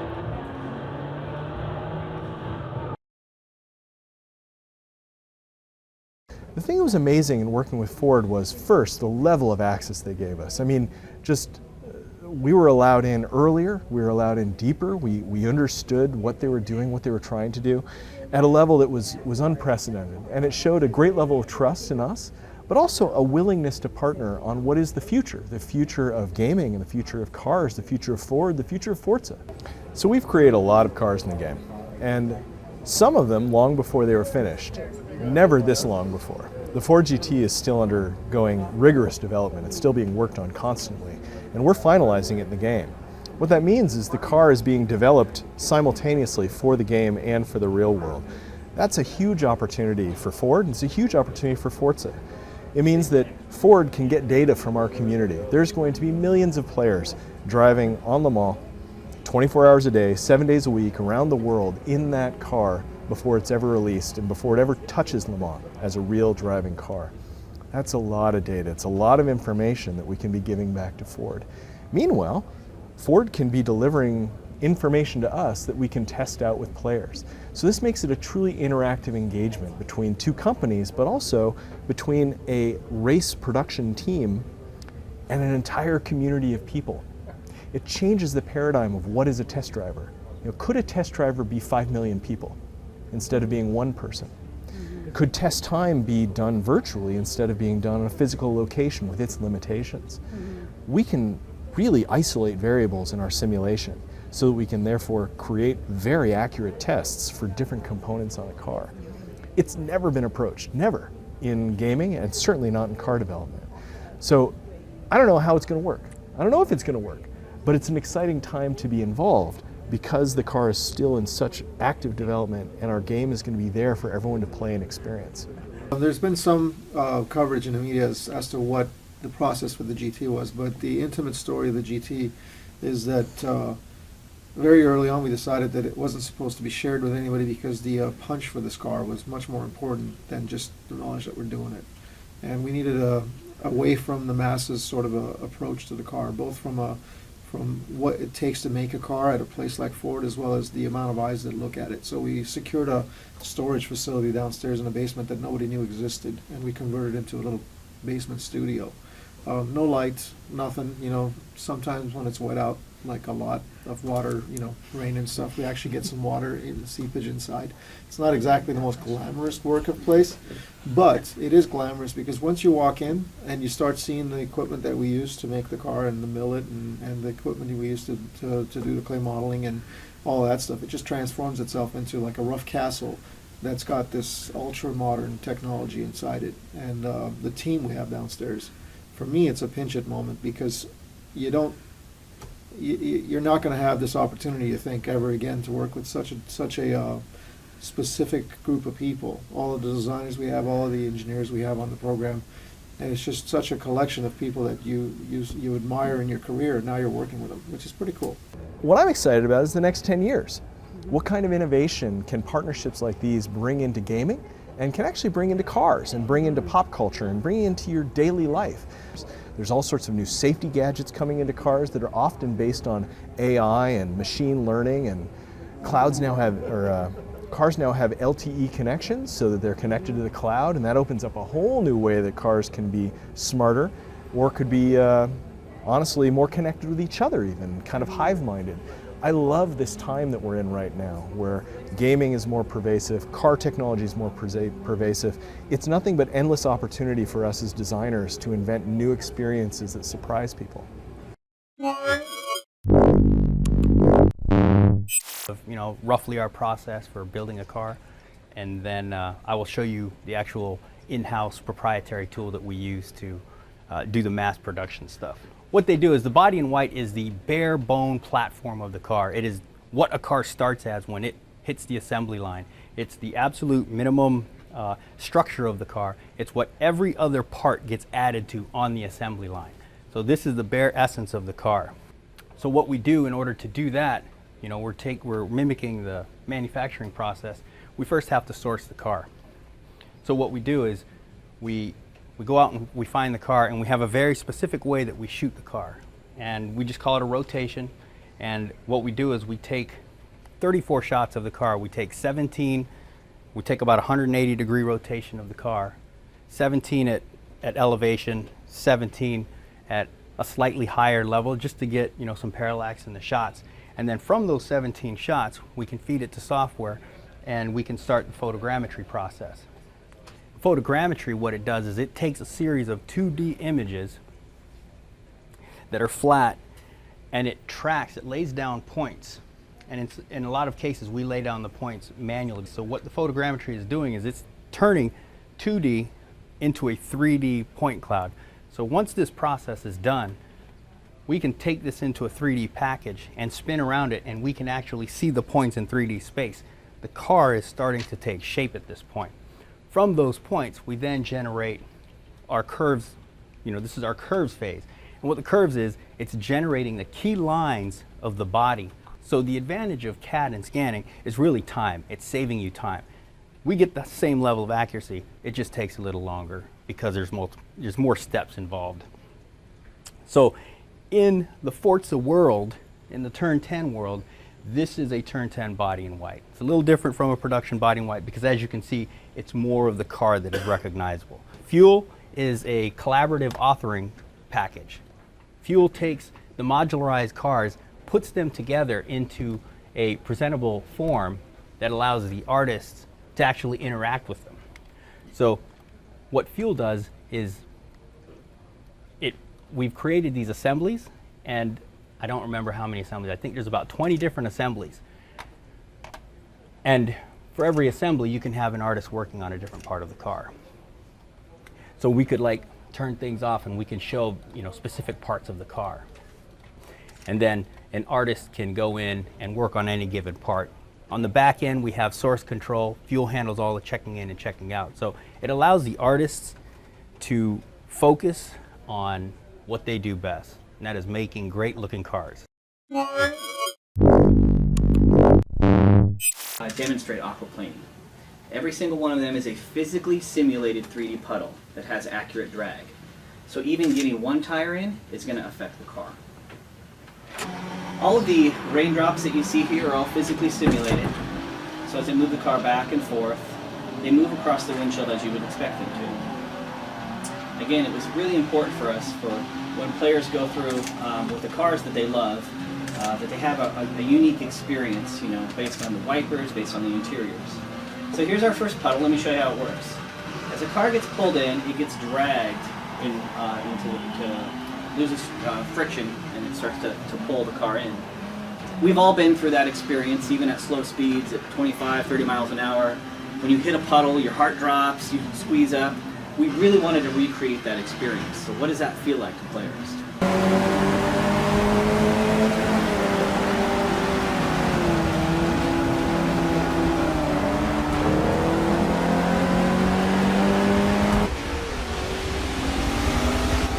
Combined with the rain falling on the car, which obviously is different if your car has a metal roof or a carbon fiber roof or a plastic roof or a soft top. All those sounds are different, so all those are in the gun. Then you've got the sound of the tyres, which are different in the wet, and obviously skidding sounds different in the wet than it does in the dry, so we've got an entire set of wet recordings where we're recording driving on different surfaces and skidding in different ways, all on different surface types. And again, all of that is modelled, and then the puddles are a huge feature for us, so we really wanted to make sure you got that big impactful moment as you hit the puddle.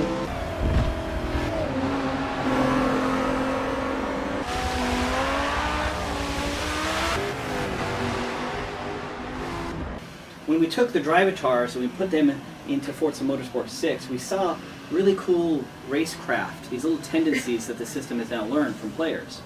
So players, things, how they would do late braking or how they would lock up one tire. It was cool to see that because this is Brands Hatch, this is new to our franchise, we've never built it before. And being able to see how drivatars had learned from Forza 5's tracks, as well as from just driving in an open world, it was really powerful to see them working and driving in Forza Motorsport 6. I'm Dan Greenwald. I'm the creative director on the Forza franchise, and we're here at Turn 10 Studios in Redmond taking a look at Forza 6 and talking about the Ford GT with our Ford partners. Well, this is the 10-year anniversary of Forza Motorsport. Back in 2005, we launched the original. And then 2 years ago, we launched Forza Motorsport 5 on the Xbox One. Since then, we've had Forza Horizon 2 and now Forza Motorsport 6. And this is the biggest game we've ever built. It's got 450 cars, 26 environments, it's got night, it's got rain, and technologically it's incredibly advanced. 1080p, 60 frames per second, advanced simulation, drivatars, great multiplayer features with leagues. This really is sort of the crowning achievement, and honestly 10 years in the making for us. Drivatars was a feature that we had in the original Forza Motorsport. It was machine learning, but it really was completely rethought on Forza Motorsport 5. We moved it to the cloud. It's more related to big data. It actually looks at how you drive, your tendencies, your characteristics, everything that makes you who you are when you drive a car, and it puts those into a profile for you in the cloud. And that's done through machine learning, where it actually looks at the entire population and learns new behavior. Those drivatars then can be driven in your friends' games or all over the world. So with Forza Motorsport 5 and Forza Horizon 2, we have now had millions of players creating drivatars, and that gave us a head start in developing the drivatars in Forza Motorsport 6. So even today, if you've played Forza 5 or Forza Horizon 2, your drivatar is racing in 6 right now at the studio. We're already testing against your data. Now the cool thing about that is it's not your data, it's not you, it's what it learned. It's a proxy, and it's getting smarter and smarter every time we keep retraining it. So in Forza 6, we have a toggle where you can make it drive more professionally. So if you're looking for those drivatars, your friends, your family, or whoever, to just not hit you as much, be a little bit more professional, you can do that. But even more cool is how human they are. We've been able to look at all that data, double click on it, and tune the drivatars to lock up one tire, or to use the car more on the exit, to pass more aggressively, and also to set up passing in a more strategic way, 2 or 3 corners in advance. This was all things that you did, that players really did, and the system has learned how to do it. We didn't have to program it. It's kind of a revolution. It's not like normal AI, and the best part, and this is what really matters, so that's all tech, and I love tech, but AI in games has never led to water cooler talk. It's never led to social engagement.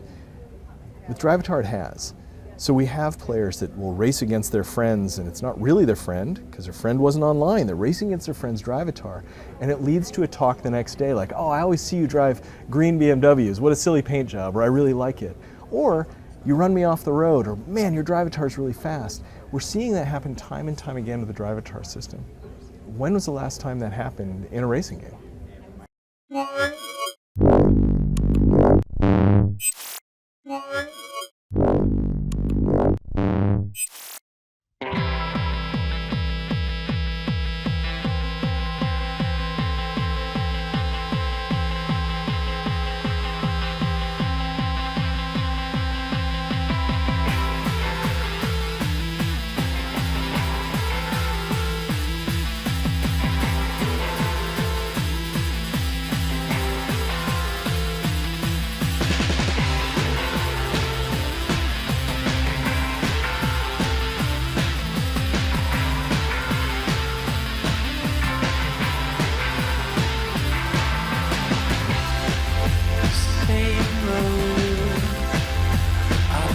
Direction, hearts are feeling cold, minds are dejected.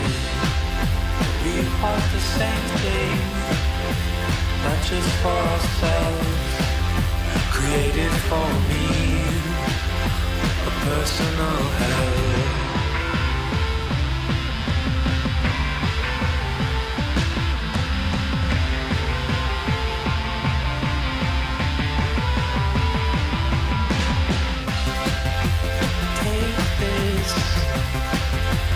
Take this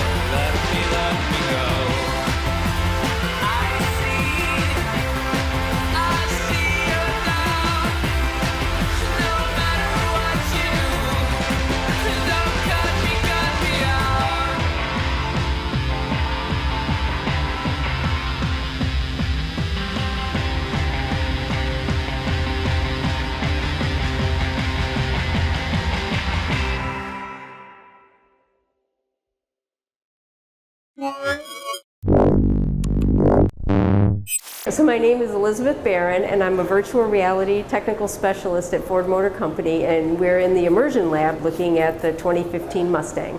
And how long have you guys been using virtual reality headsets for this kind of stuff? Oh, we've been using them for quite a long time, but this instance that you are looking at has been since 2013, at the end of the year. So we have a virtual reality headset that provides you a 3D stereoscopic view of your virtual world. And in the room is a set of motion tracking cameras, and we capture the motion around the room while you're moving, and then we present you with this 3D view of this life-size car in the room. And then the beauty of it is whatever you're seeing, we send to every other location in Ford Global that wants to see the same thing. So we can do a collaborative engineering. So somebody in Merceds, Germany will be seeing the same thing we're seeing here in Palo Alto, California, or in Dearborn, Michigan. So the beauty of what we do is it's looking at the design of the vehicle with respect to the engineering. So we can take a wand and we can section through the data, and we can look at this holistic view of how it's constructed. So now we have the body construction in with the engine and the body, so we can look at the design and the form, and then how it fits together. And then we can actually do variation studies and put the manufacturing process in there too.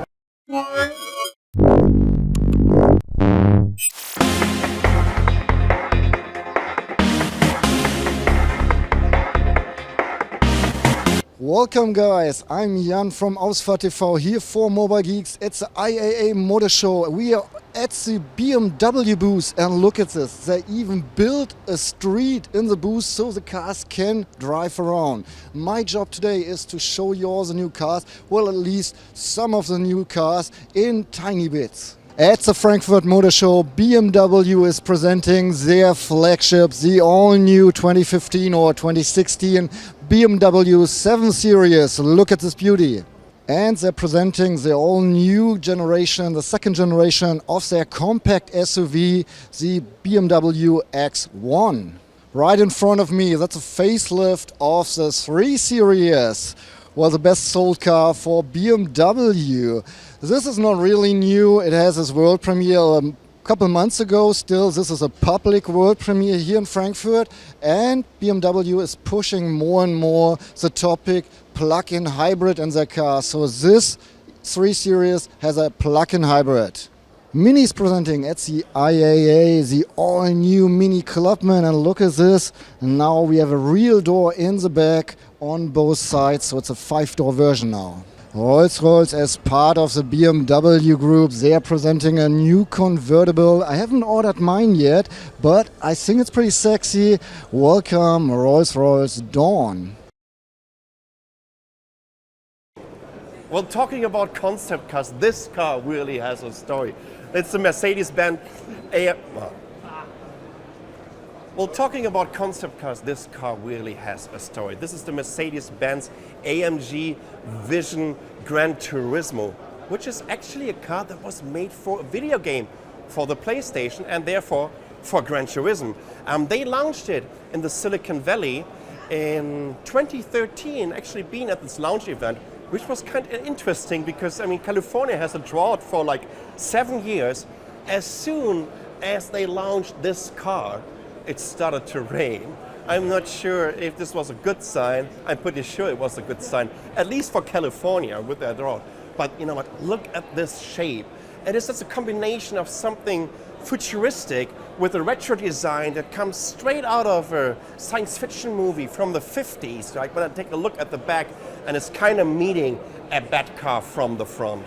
Absolutely badass car that you can play on your PlayStation with Gran Turismo 6.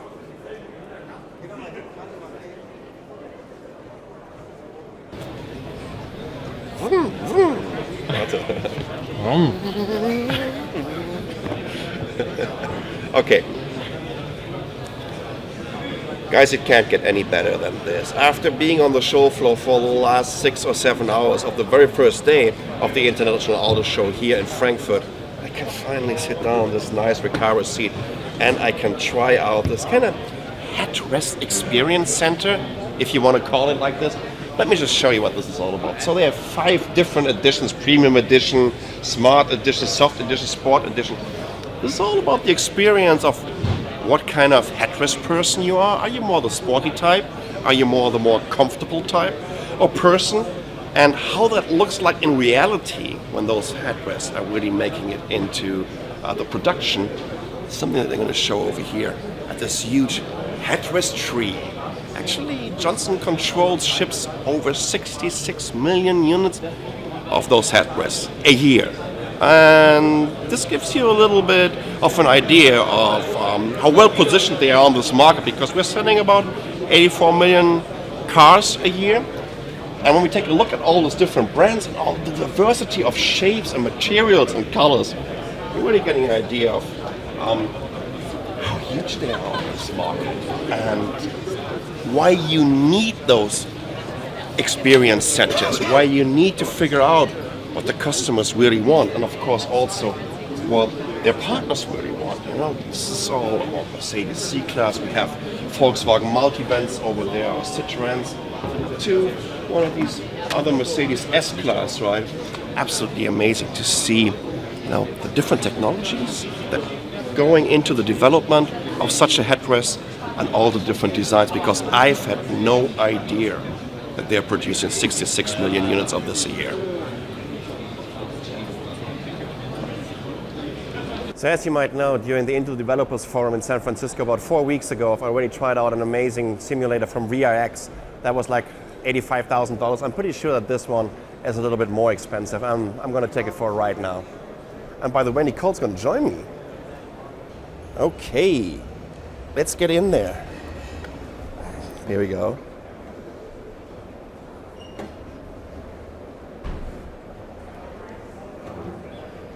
Come on! Ah, now we're talking. It's loading. Oh wow!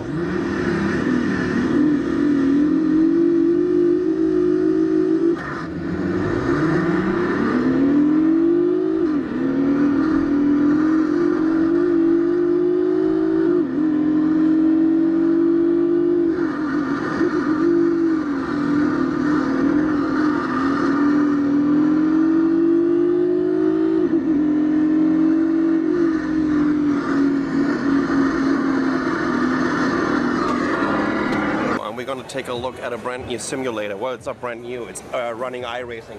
And I guessed that this was Watkins Glen that they're running on here. But what's cool about this is this little camera over here, which is using the Intel Sense technology, which gives you a really kind of immersive environment, because it's actually doing some eye gazing or tracking my eyes. And as soon as I'm moving my head, it will also move the perspective here on the screen. So, geez, I've never seen such a beautiful rig before, and I'm about to check it out right now.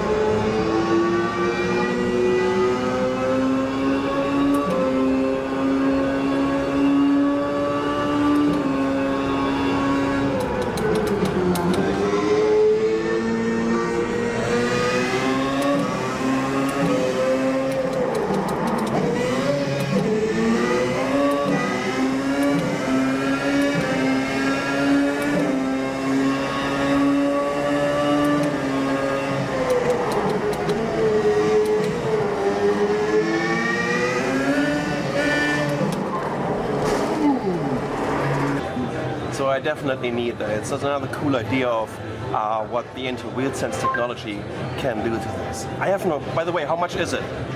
The whole rig? This one's 84. 84? Okay. So that is like a Nissan GTR, a really, really nice one, or a rig for your basement. Your choice.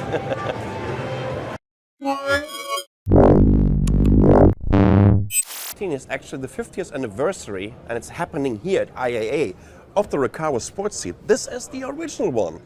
In 1965, over here at the International Auto Show in Frankfurt, they were showcasing this amazing sports seat for the very first time. And you know what? They were the first ones to use also this kind of foam technique. This went into the original Porsche 911. At that time, I've had no idea. Well, first of all, I wasn't even born in 1965. The first time I actually could connect the brand Recaro to sports seats was this model.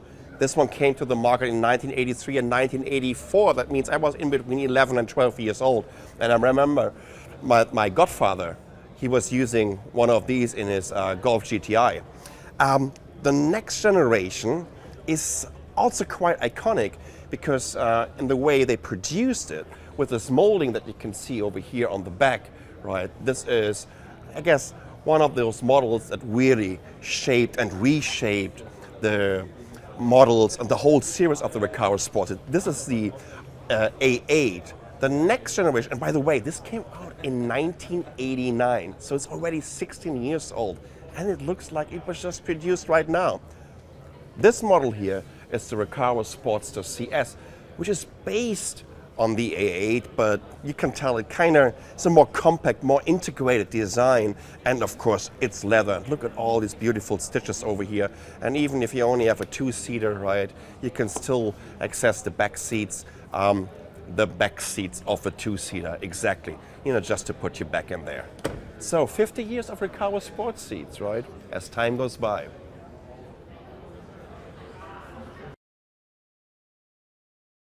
Welcome to the Audi booth, which is separated from the rest of the Volkswagen Group. Audi is presenting their new concept, the Audi e-tron quattro concept, which is supposed to be, at least if you ask me, the all-new Audi Q6, mix between an SUV and a coupe.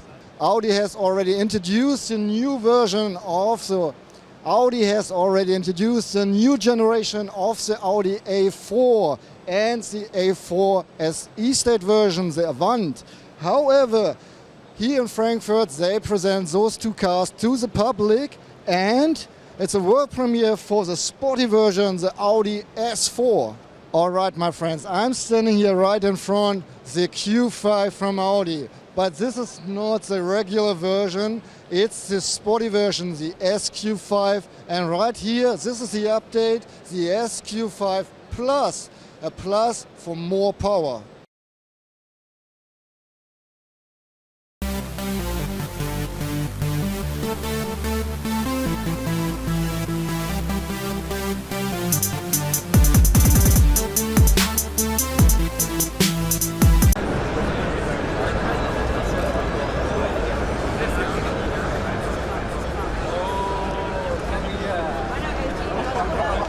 This time we focused on exterior parts to make them light. So this finally is an engineering solution for lightweight production. And if you look to the leaf is built by fine skeleton structures which is covered by a thin skin, right? And to transfer this solution into our car, we are very happy about 3D printing because we can rebuild and recreate and produce skeleton structures like that. So we have here 45 parts that are printed within 1 week.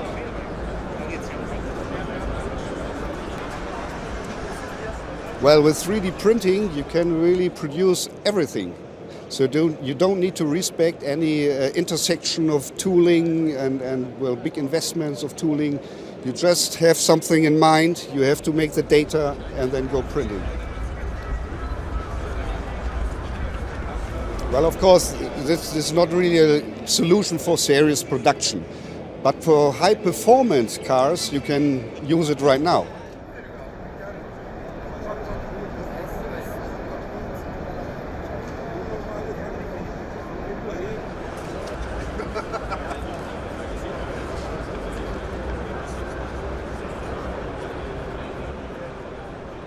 What we show is kind of revolution in car engineering, because we firstly disconnected the skin with the structure underneath. And then you have a lot of freedom together with 3D printing to make really different cars to engineer in the future.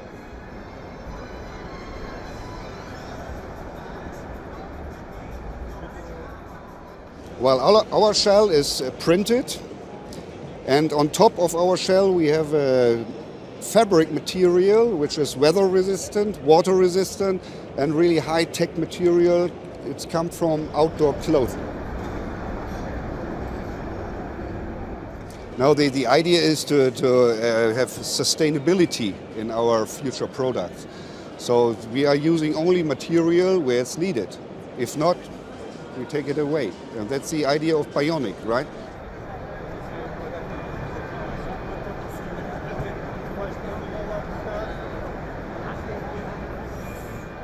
This is our intention, right?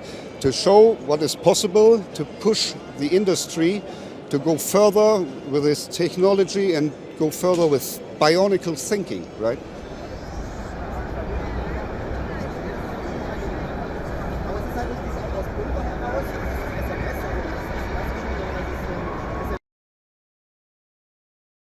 Well, this is a sum up for all the manufacturers from Asia and their most likely European products. So we start out with Kia. They present the facelift of the Kia Ceed. And the South Koreans show their new generation of the SUV Sportage here with a GT line, which is supposed to look very sporty. Well, Mitsubishi is presenting in Frankfurt the next generation of the Outlander, and I'm standing right in front of the plug-in hybrid EV. Suzuki is presenting the all-new Baleno. Well, Honda is presenting at the Frankfurt Motor Show their new compact SUV called HR-V. Mazda showing the Quattro concept, and if you ask me, it looks like a mix between the Mazda 6 and the Mazda CX-5. So a coupe-alike SUV, and that's trendy, isn't it? Nissan is showing a new concept car with a beautiful name, Grips. Well, the electric car of Nissan, the Nissan Leaf, got an update, a bigger battery, and is now supposed to go up to 250 kilometers without charging. And here in Frankfurt, as a world premiere, the all-new pickup from Mercedes-Benz. I'm sorry, no, not Mercedes-Benz, from Nissan, but you might know that the Mercedes pickup will be on the same platform like the Nissan and the Renault. Here's the new generation of the Nissan Navara. Well, Toyota is showing the Mirai here in Frankfurt, and it's a fuel cell car. By the way, Mirai is Japanese for future. Well, I'm pretty damn sure that I haven't seen one vehicle on the Toyota booth where it doesn't say hybrid, at least on the side. Same for the new concepts, the Toyota CHR. And another world premiere here in Frankfurt by Toyota. There's a new generation of the Toyota Prius. And once again a hybrid, the RAV4 is coming with a hybrid powertrain as well. Well, if you think Subaru, you think about gravel roads, about four-wheel drive. And here's a new member of their family, an E-State version called Levorg. The last booth is Hyundai for us, and they're presenting the Tucson, the third product generation, here as a world premiere in Frankfurt. Well, looking back at Auto Shanghai 2015, this was one of my favorite at the Johnson Controls booth. It's their so-called demonstrator, and where they introduced me for the very first time to their inkjet printing technology. Seriously, I've never seen anything like this before. Why? I mean, look how precisely they did those printings. I mean, these are two different parts stitched together, and you can see those lines of the print. They're matching them perfectly. Plus, you can see this theme of this overall interior here. This was on a whole new level for me. Seriously, I've had no idea. I know about inkjet printing. I'm a computer guy. And you know what? They're also using this in the fashion industry for way over a decade. But I would love to show you my new favorite, and that's this seat here. Because, I mean, I live in Asia for the last 7 years, and I could see this, like, by the end of next year in the Tokyo street racing scene. I was almost about to say this, because this looks like, almost like LEDs. And once again, the gradation of all those colors and the way they're perfectly stitching it together. This is not only a prototype anymore, guys. This is ready to market. And trust me, in the very, very near future, guess what's gonna happen?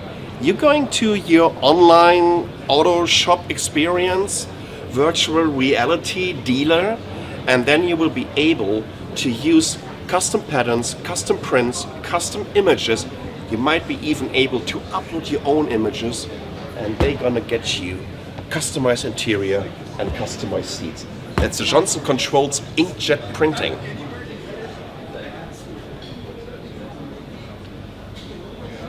So finally made it over to Hall 3.1, where it's all about mobility. And actually this is for the very first time in the history of the International Auto Show here in Frankfurt, the topic.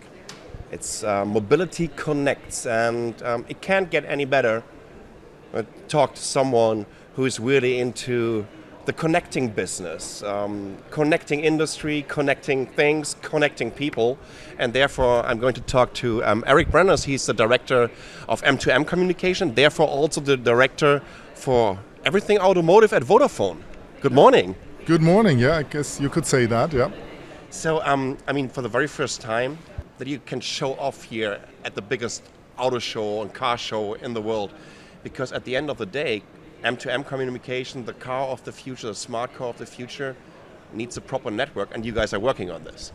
I agree. I think this year it's obvious when you walk around the fair here in Frankfurt, the connected car and for the future the autonomous car is really the big theme, and the mobile networks are absolutely key to this, and we as Vodafone have the biggest mobile networks globally, so I think we're right in the center of the action this year in the automotive industry. Even in this Hall 3.1, you know what, I have to admit that this is my very first IAA, because I mean we have this different approach of coming from mobile technology. This Hall 3.1 looks like an amazing kind of mixture in between some startups that we have over here. We have telecommunications providers, and of course the car industry. So the big merger is happening now. Yes, absolutely. I think the connected car is not any longer the future, it's the present, but it's the beginning of the present, because in Europe at the moment, of all the new cars, only about 20% of the cars are connected. Mm-hmm. But in 3 years, I am sure it will be more than 80%, and that's why we're working very closely with all car manufacturers in expanding the products which they have, so that it becomes even more attractive for consumers to buy a connected car. When we talk about the connected car, the smart car of the future of mobility, we also have to talk about smart cities and of course the Internet of Things, just to kind of combine all the buzzwords we're talking about in these days. But this is about infrastructure, this is about networks, and we have 4G established in the markets for quite a while now.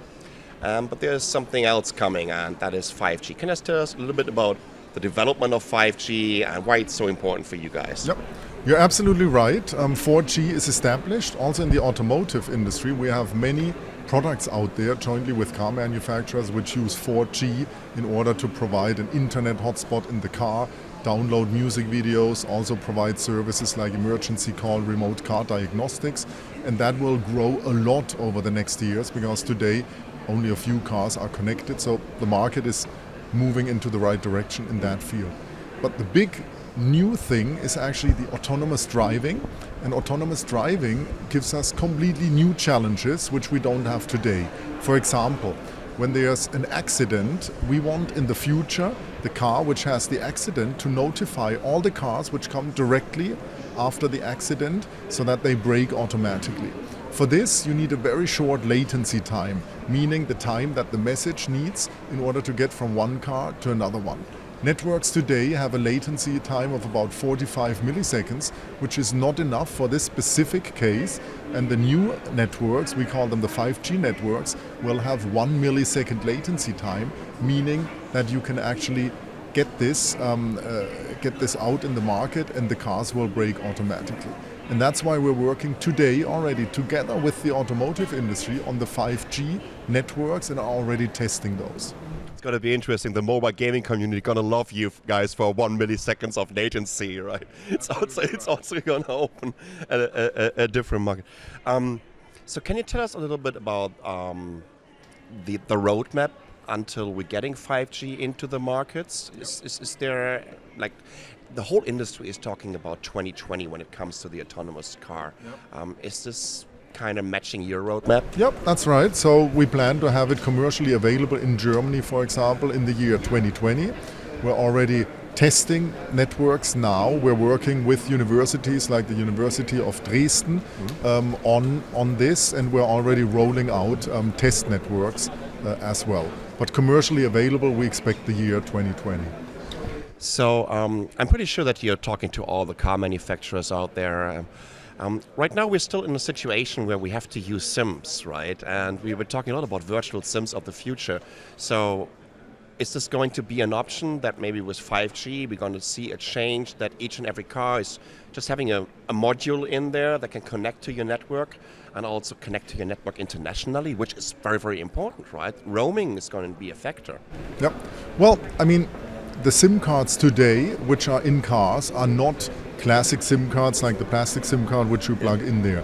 They are really a very small component which you solder onto the communication module, which has security features built in, which has automotive specification for higher temperature range, for example, and so on. So these are already specialized SIM cards for the automotive industry.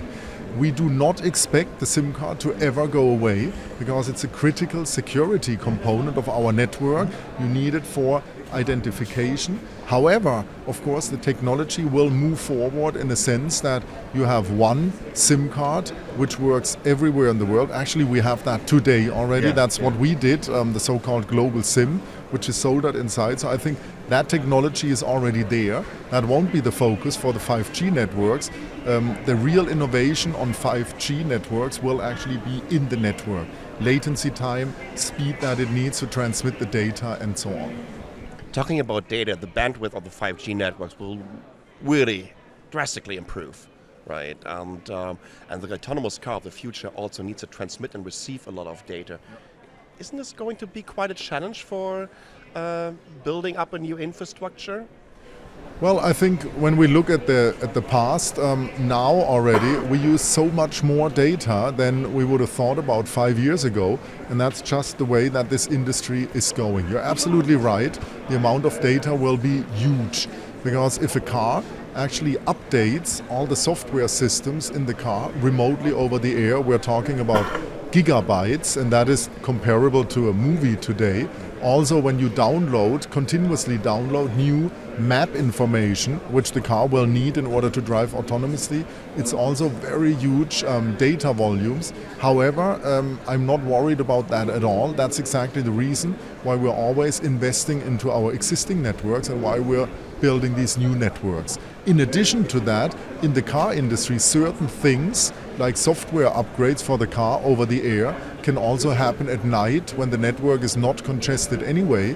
So we're taking all this into account, and I'm very optimistic that we will be able to support all the requirements in the future as well. We are in the middle of the connected car public. Yeah. The car in the connected world, that's what I see.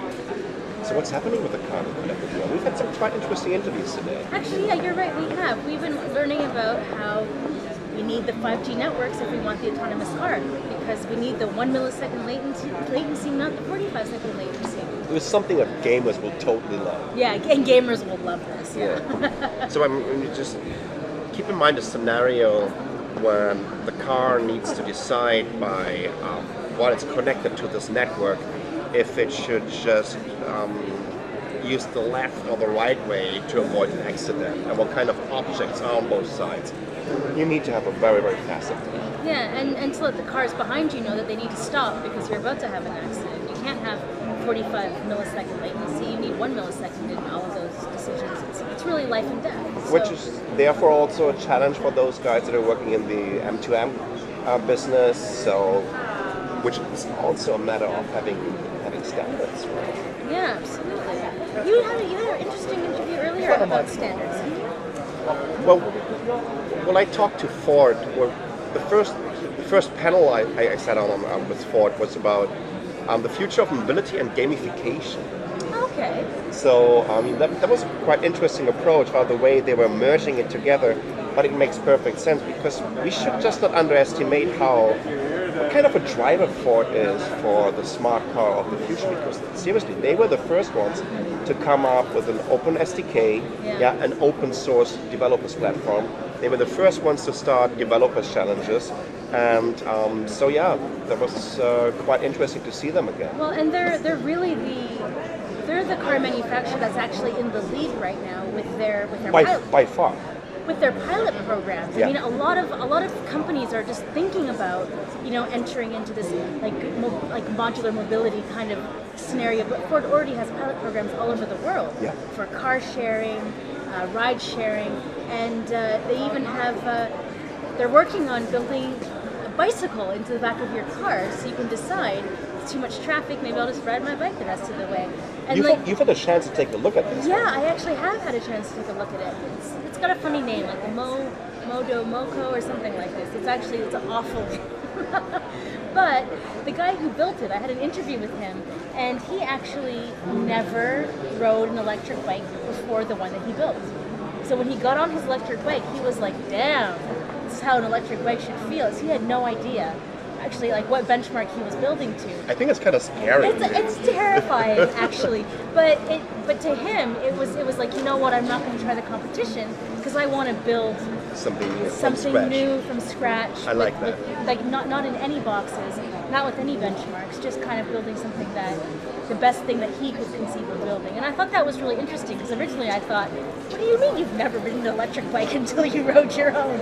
But that's the kind of like no box scenario that Ford is really pushing about their whole ecosystem, and that to me is very different, very different.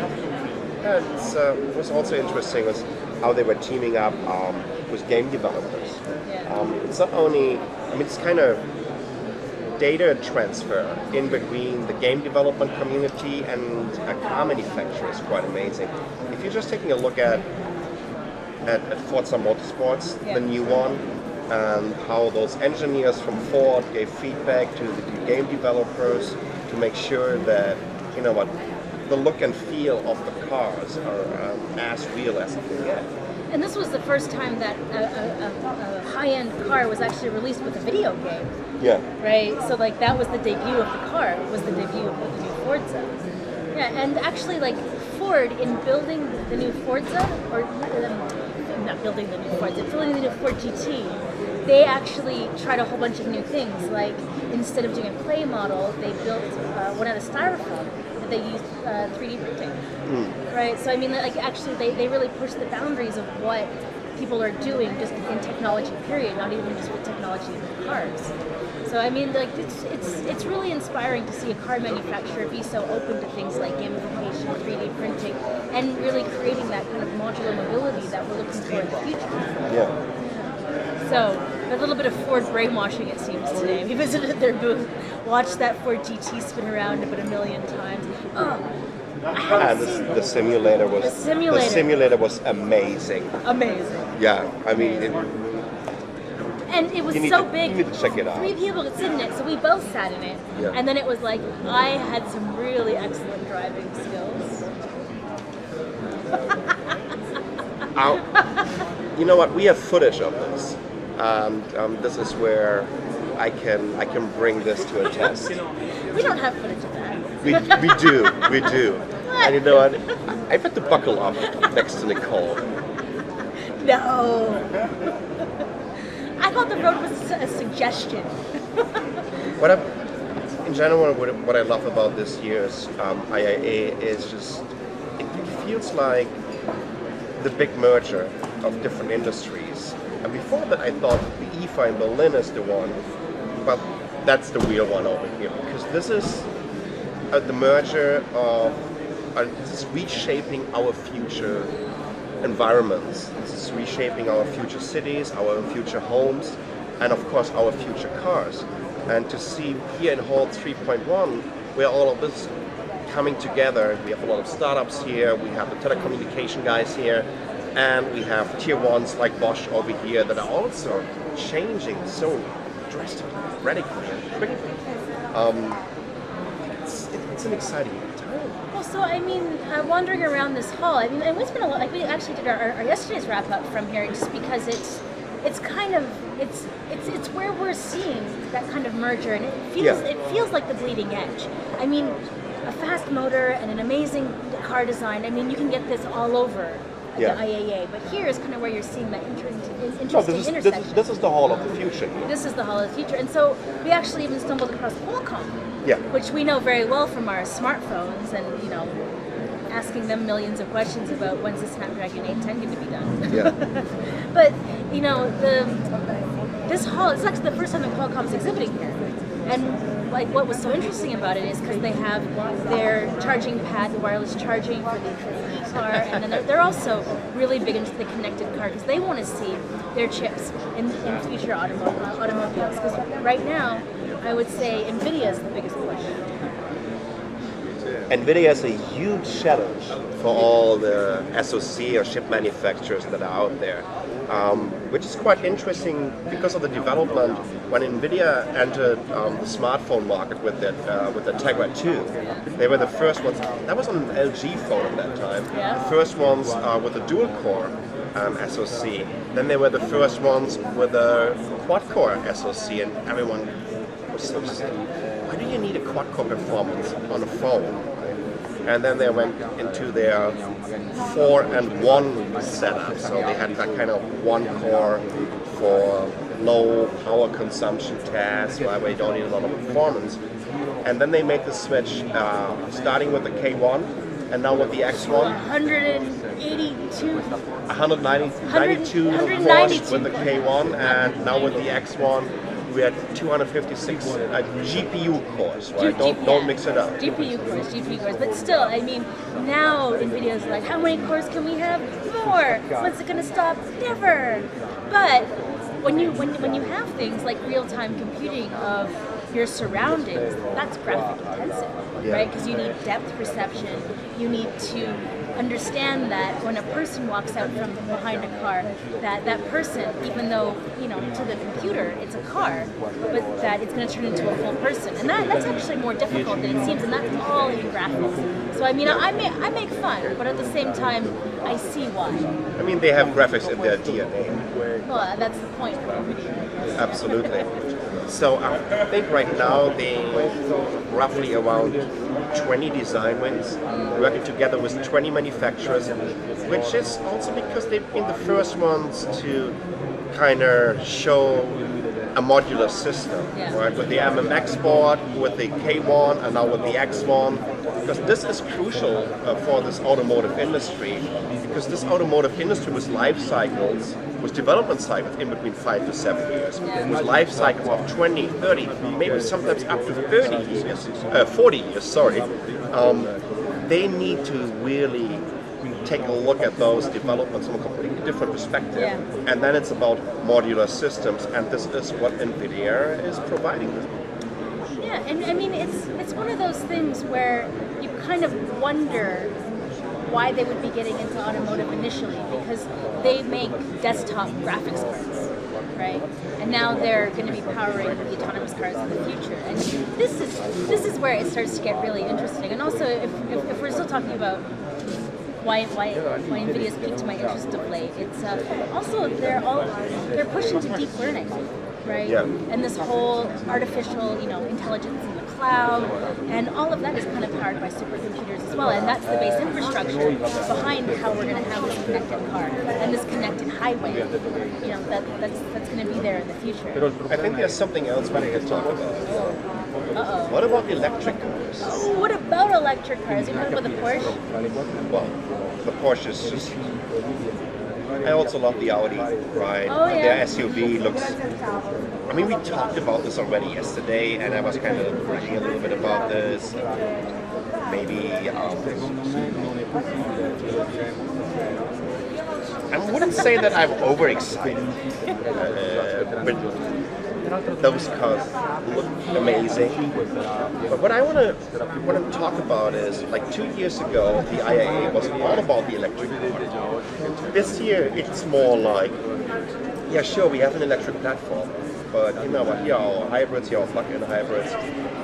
And in general, the global market is still not really adopting idea of electric cars. I mean, places like California or even Amsterdam seem to have kind of embraced it, but that's because the city is big at providing infrastructure, or at least in California, it's all about Tesla providing infrastructure, right? And when you buy a Tesla, you can charge for free, right? And Tesla's doing the same thing in Amsterdam, which is how we got to ride in the Tesla taxi. But don't do it too often on a supercharger station, because then Tesla sends you an email that's saying, hey, those supercharger stations are meant to be for people that are going cross-country. And then I'm kind of wondering about that. So is it free or isn't it free? I would just charge my car on a supercharger station each and every day, because that's what Tesla sold me. Yeah, exactly. Yeah, exactly. Because if you have to have the commitment to fit your home with a charging station, and then you have to pay the electric bill on top of it. So I mean, you kind of expect that you can kind of take advantage of this. That's one of the things. I mean, think about the battery that Tesla also brought to the market, right? This kind of home battery. I would just drive my Tesla to the supercharger station and bring it back home and recharge my home battery with my Tesla from the Tesla pump. I don't know. How do you guys feel about that? Is this guy just too conniving? Is he just being a really cheap German? Hey, Tesla guys, sorry about that. But I'm just talking about a scenario that's gonna happen. Yeah. And it's going to be interesting to see how they're going to monetize this infrastructure. Tesla is so important for this market. Yeah. I just really love them, because that was the biggest wake-up call for the automotive industry ever. Yeah, I'd agree. Okay, maybe since the 3.0. No, that was a huge call and a good one, and it's so important to see what's happening right now, how this industry is evolving.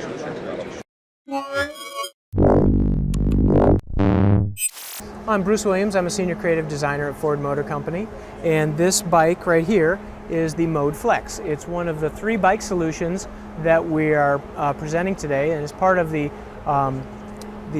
smart mobility project that we're working on, and we're looking at all different types of transportation solutions that really can benefit the customer and make transportation a much more seamless and fun event. Awesome. So can you tell me about the bike itself, like what's going on with the bike? Sure. This is a bike that's really designed for bike enthusiasts. It's a bike that is really, when you really strip it down to its fundamentals, it's a bike that's really meant to be ridden as a bike, but it does have electric assist. In fact, the mid-drive motor is right here, the battery is right here, and what's really unique about the bike is along these 2 vertical lines right here, the front and the rears of the bike actually can detach, and it's not a foldable bike. Right. It's a bike that you can take apart, and there's 2 major benefits to that. One is you can store it in a vehicle very easily, because since it breaks down into components, it takes up a much smaller footprint. We've all tried to put a full-size bike into a car. It's a little bit cumbersome, but the minute you deal with smaller pieces, it's amazing what types of vehicles it'll fit in. I've had it in basically every Ford vehicle, and it does fit. Awesome. The other interesting benefit is the fact that since these parts detach, you can put different types of fronts and rears on the bike. Oh, cool. Right, so in this case, you can actually put a full-size mountain bike front suspension on the bike. You can put a full suspension rear on it. You can turn it into a road bike. It's really whatever the customer wants. Awesome. They can be the designer, and it can basically address what they see as their biking needs or wants. But we're looking at all different types of things. The one thing that we do know is transportation, it's not going to stay static. We know that it's constantly moving, the landscape's changing, and we have to change with it. So we have to look at new things. Awesome, thank you so much. Yeah, no problem.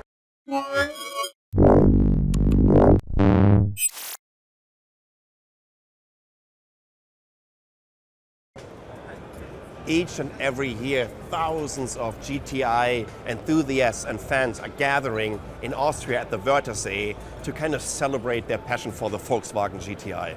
And what we see in the background, that's actually the Volkswagen Golf GTE Sport, which is like an Uber Golf GTI. It's a carbon body hybrid with 400 brake horsepower. It doesn't only look absolutely amazing, but you know what? I wish we could take it for a ride, maybe on the Nordschleife or on any kind of other racing track in the world.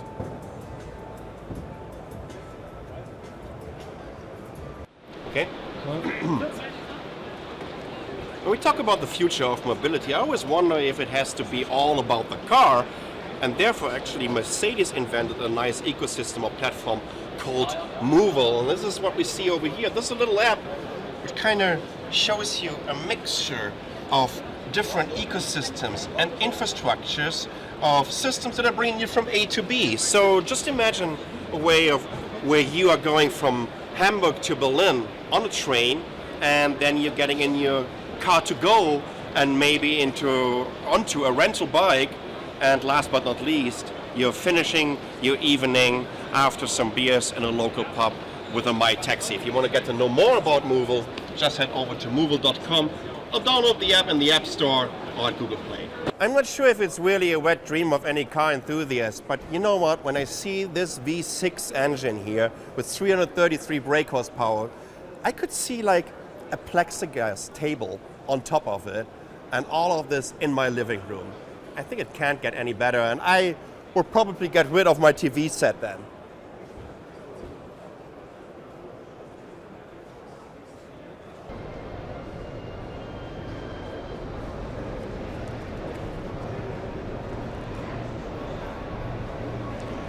Well, good morning. This is the International Auto Show in Frankfurt 2015, the biggest car show in the world.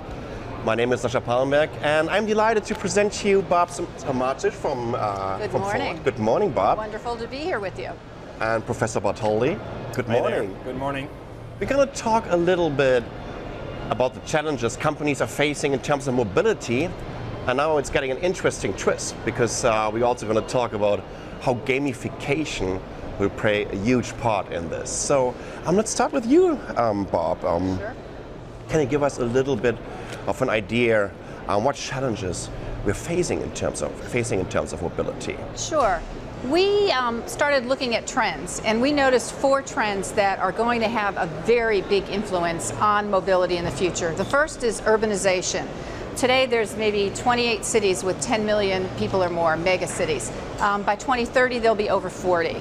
And that urbanization is going to bring a lot more congestion, a lot more people into cities. And a lot of those people, this is the second trend, are really emerging into the middle class. And as people enter the middle class, they're going to naturally want the trappings of the middle class, if you will. They'll want a car. Again, more car, more congestion. That congestion, as we well know, is bringing increasingly severe pollution and air quality issues, and that ultimately result in health issues into cities. So that's the third trend we're seeing. And the fourth is really a little bit about what we're talking today with gamification. It's the connectivity and the way consumers are changing their interfacing with their world around them, with their whole infrastructure and with their friends. And that connectivity is really the fourth trend we see, that changing consumer needs. So all 4 of those add up to say we've got some big challenges ahead of us in mobility. So it's pretty fair to say that our cities and our environments are changing fundamentally. Give us a little bit of an idea of what's Ford's role in this and how you're going to tackle this. So as we saw these trends emerge, we said we've got to understand what mobility looks like in the future. So to do that, we started 25 different experiments globally. We had 7 of them in Europe, we had 8 of them in the US, the rest scattered around the globe. And they were designed to test different modes of transportation and different transportation options. Now, we started that at the beginning of this year, late last year, and as we enter into the end of this year, what we're finding is 2 areas that we really want to concentrate on. One is flexible ownership models, and the second is really what we call a multimodal urban transport system. So those are the 2 areas out of the 25 that we've been focused on that we now want to really understand what the different business models look like there, the different transport systems, as well as what Ford, our role, is going to be in those systems. I mean, we're sitting here on a car show, and I said it already during our intro, we're going to talk about gamification. Yes. So it's kind of interesting how you're building this bridge over to the gaming community. Can you tell us a little bit about this? Well, we talked about the challenges that we're facing with transportation going forward. It just seems natural for us to go to gamers. They love a challenge, no doubt about that. They love to solve problems. So we actually thought it was a very natural relationship, and we've done it in the past to turn to them to say, hey, how would you solve these problems? How would you focus your energies? So let's talk to you, Björn. As a professor, and you're also part of Game Lab in Cologne, right? Exactly. We're part of the Cologne University of Applied Sciences, and we're on the Game Lab where we do research on digital games and we educate people to be game designers. So tell us a little bit about those challenges and how you're teaming up here. Well, actually the challenges in terms of the competition is that we like to involve people that come from game education and people that are kind of related to these topics, and we want to bring them in the competition and think like cross-thinking the whole topic and coming up with new visions on how to tackle the problems. Sure. What you guys can see in the background, there's an amazing simulator, so whenever you hear a little bit of an engine sound, I was kind of hoping that we could have done this interview in the simulator, right? Because that would be just the perfect merger of everything, That right? would have really been forward-thinking. I agree with you. Yeah. This would be one way of how you could get involved into this gamification, but just tell us how people in general can get involved in this. I mean, games are already part of our everyday life, and they're, as the mobile devices that we carry around with us are getting stronger and stronger, we're carrying the game devices with us. And one of the recent trends is location-based gaming, looking from geocaching to Ingress, the big Google game. This becomes more and more popular. So we think that especially using these mobile devices, using the geodata that you're generating all the time, accessing the data stream that is generated by traffic that comes from the cities, is giving us a very good environment to use these data and integrate it into complex systems. This is what games are. We set up rules, we use complex systems, and then we try to engage the players and generate some kind of fun. In this topic that we're talking about here, of course, it also makes sense. So it's not only fun, but it's also helping to have a more seamless traveling in the cities, to avoid traffic jams, for instance, to be more ecological, and to interconnect the different modes of transport. And how important is this also to team up with a company like Ford? Because I know, like 4 years ago, you already started with an open SDK. You were reaching out to the developers community. You've been the first ones to do that, and been really leading the market. And when I look around here at IAA, I have to admit that even the German car manufacturers, and I'm German, right, can't really catch up here.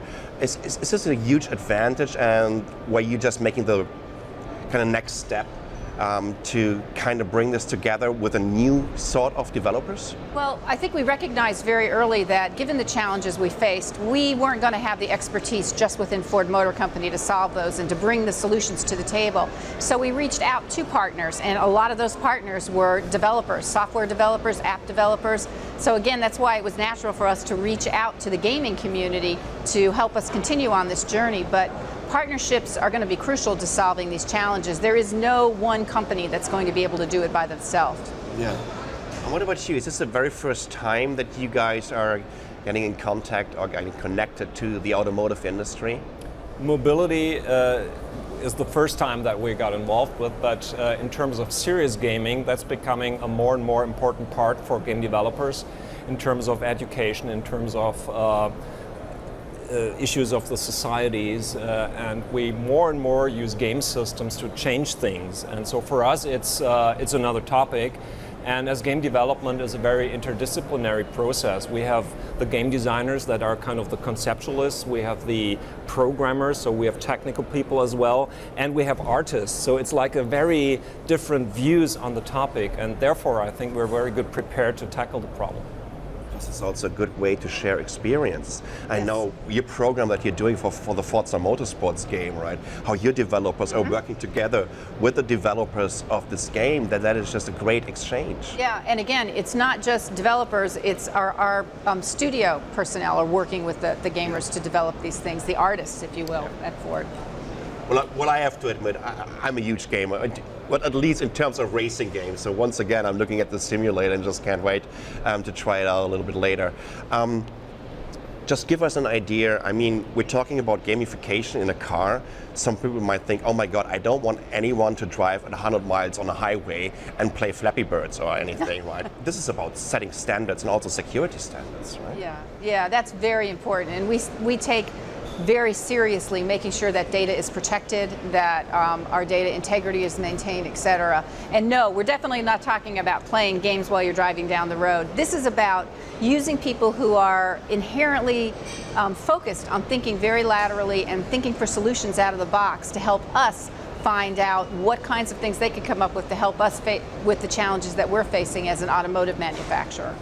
So obviously, we are at the very beginning, at the very start of a whole new age of how the automotive world gets connected to somehow a little bit of the virtual world, of the digital world. And I'm really looking forward to see what Ford and you guys are providing us in the very near future, maybe at IAA 2017? Maybe. Absolutely. Well, Bob, Björn, thank you so much for joining us over here today, and I hope you guys enjoyed it. Have a great day.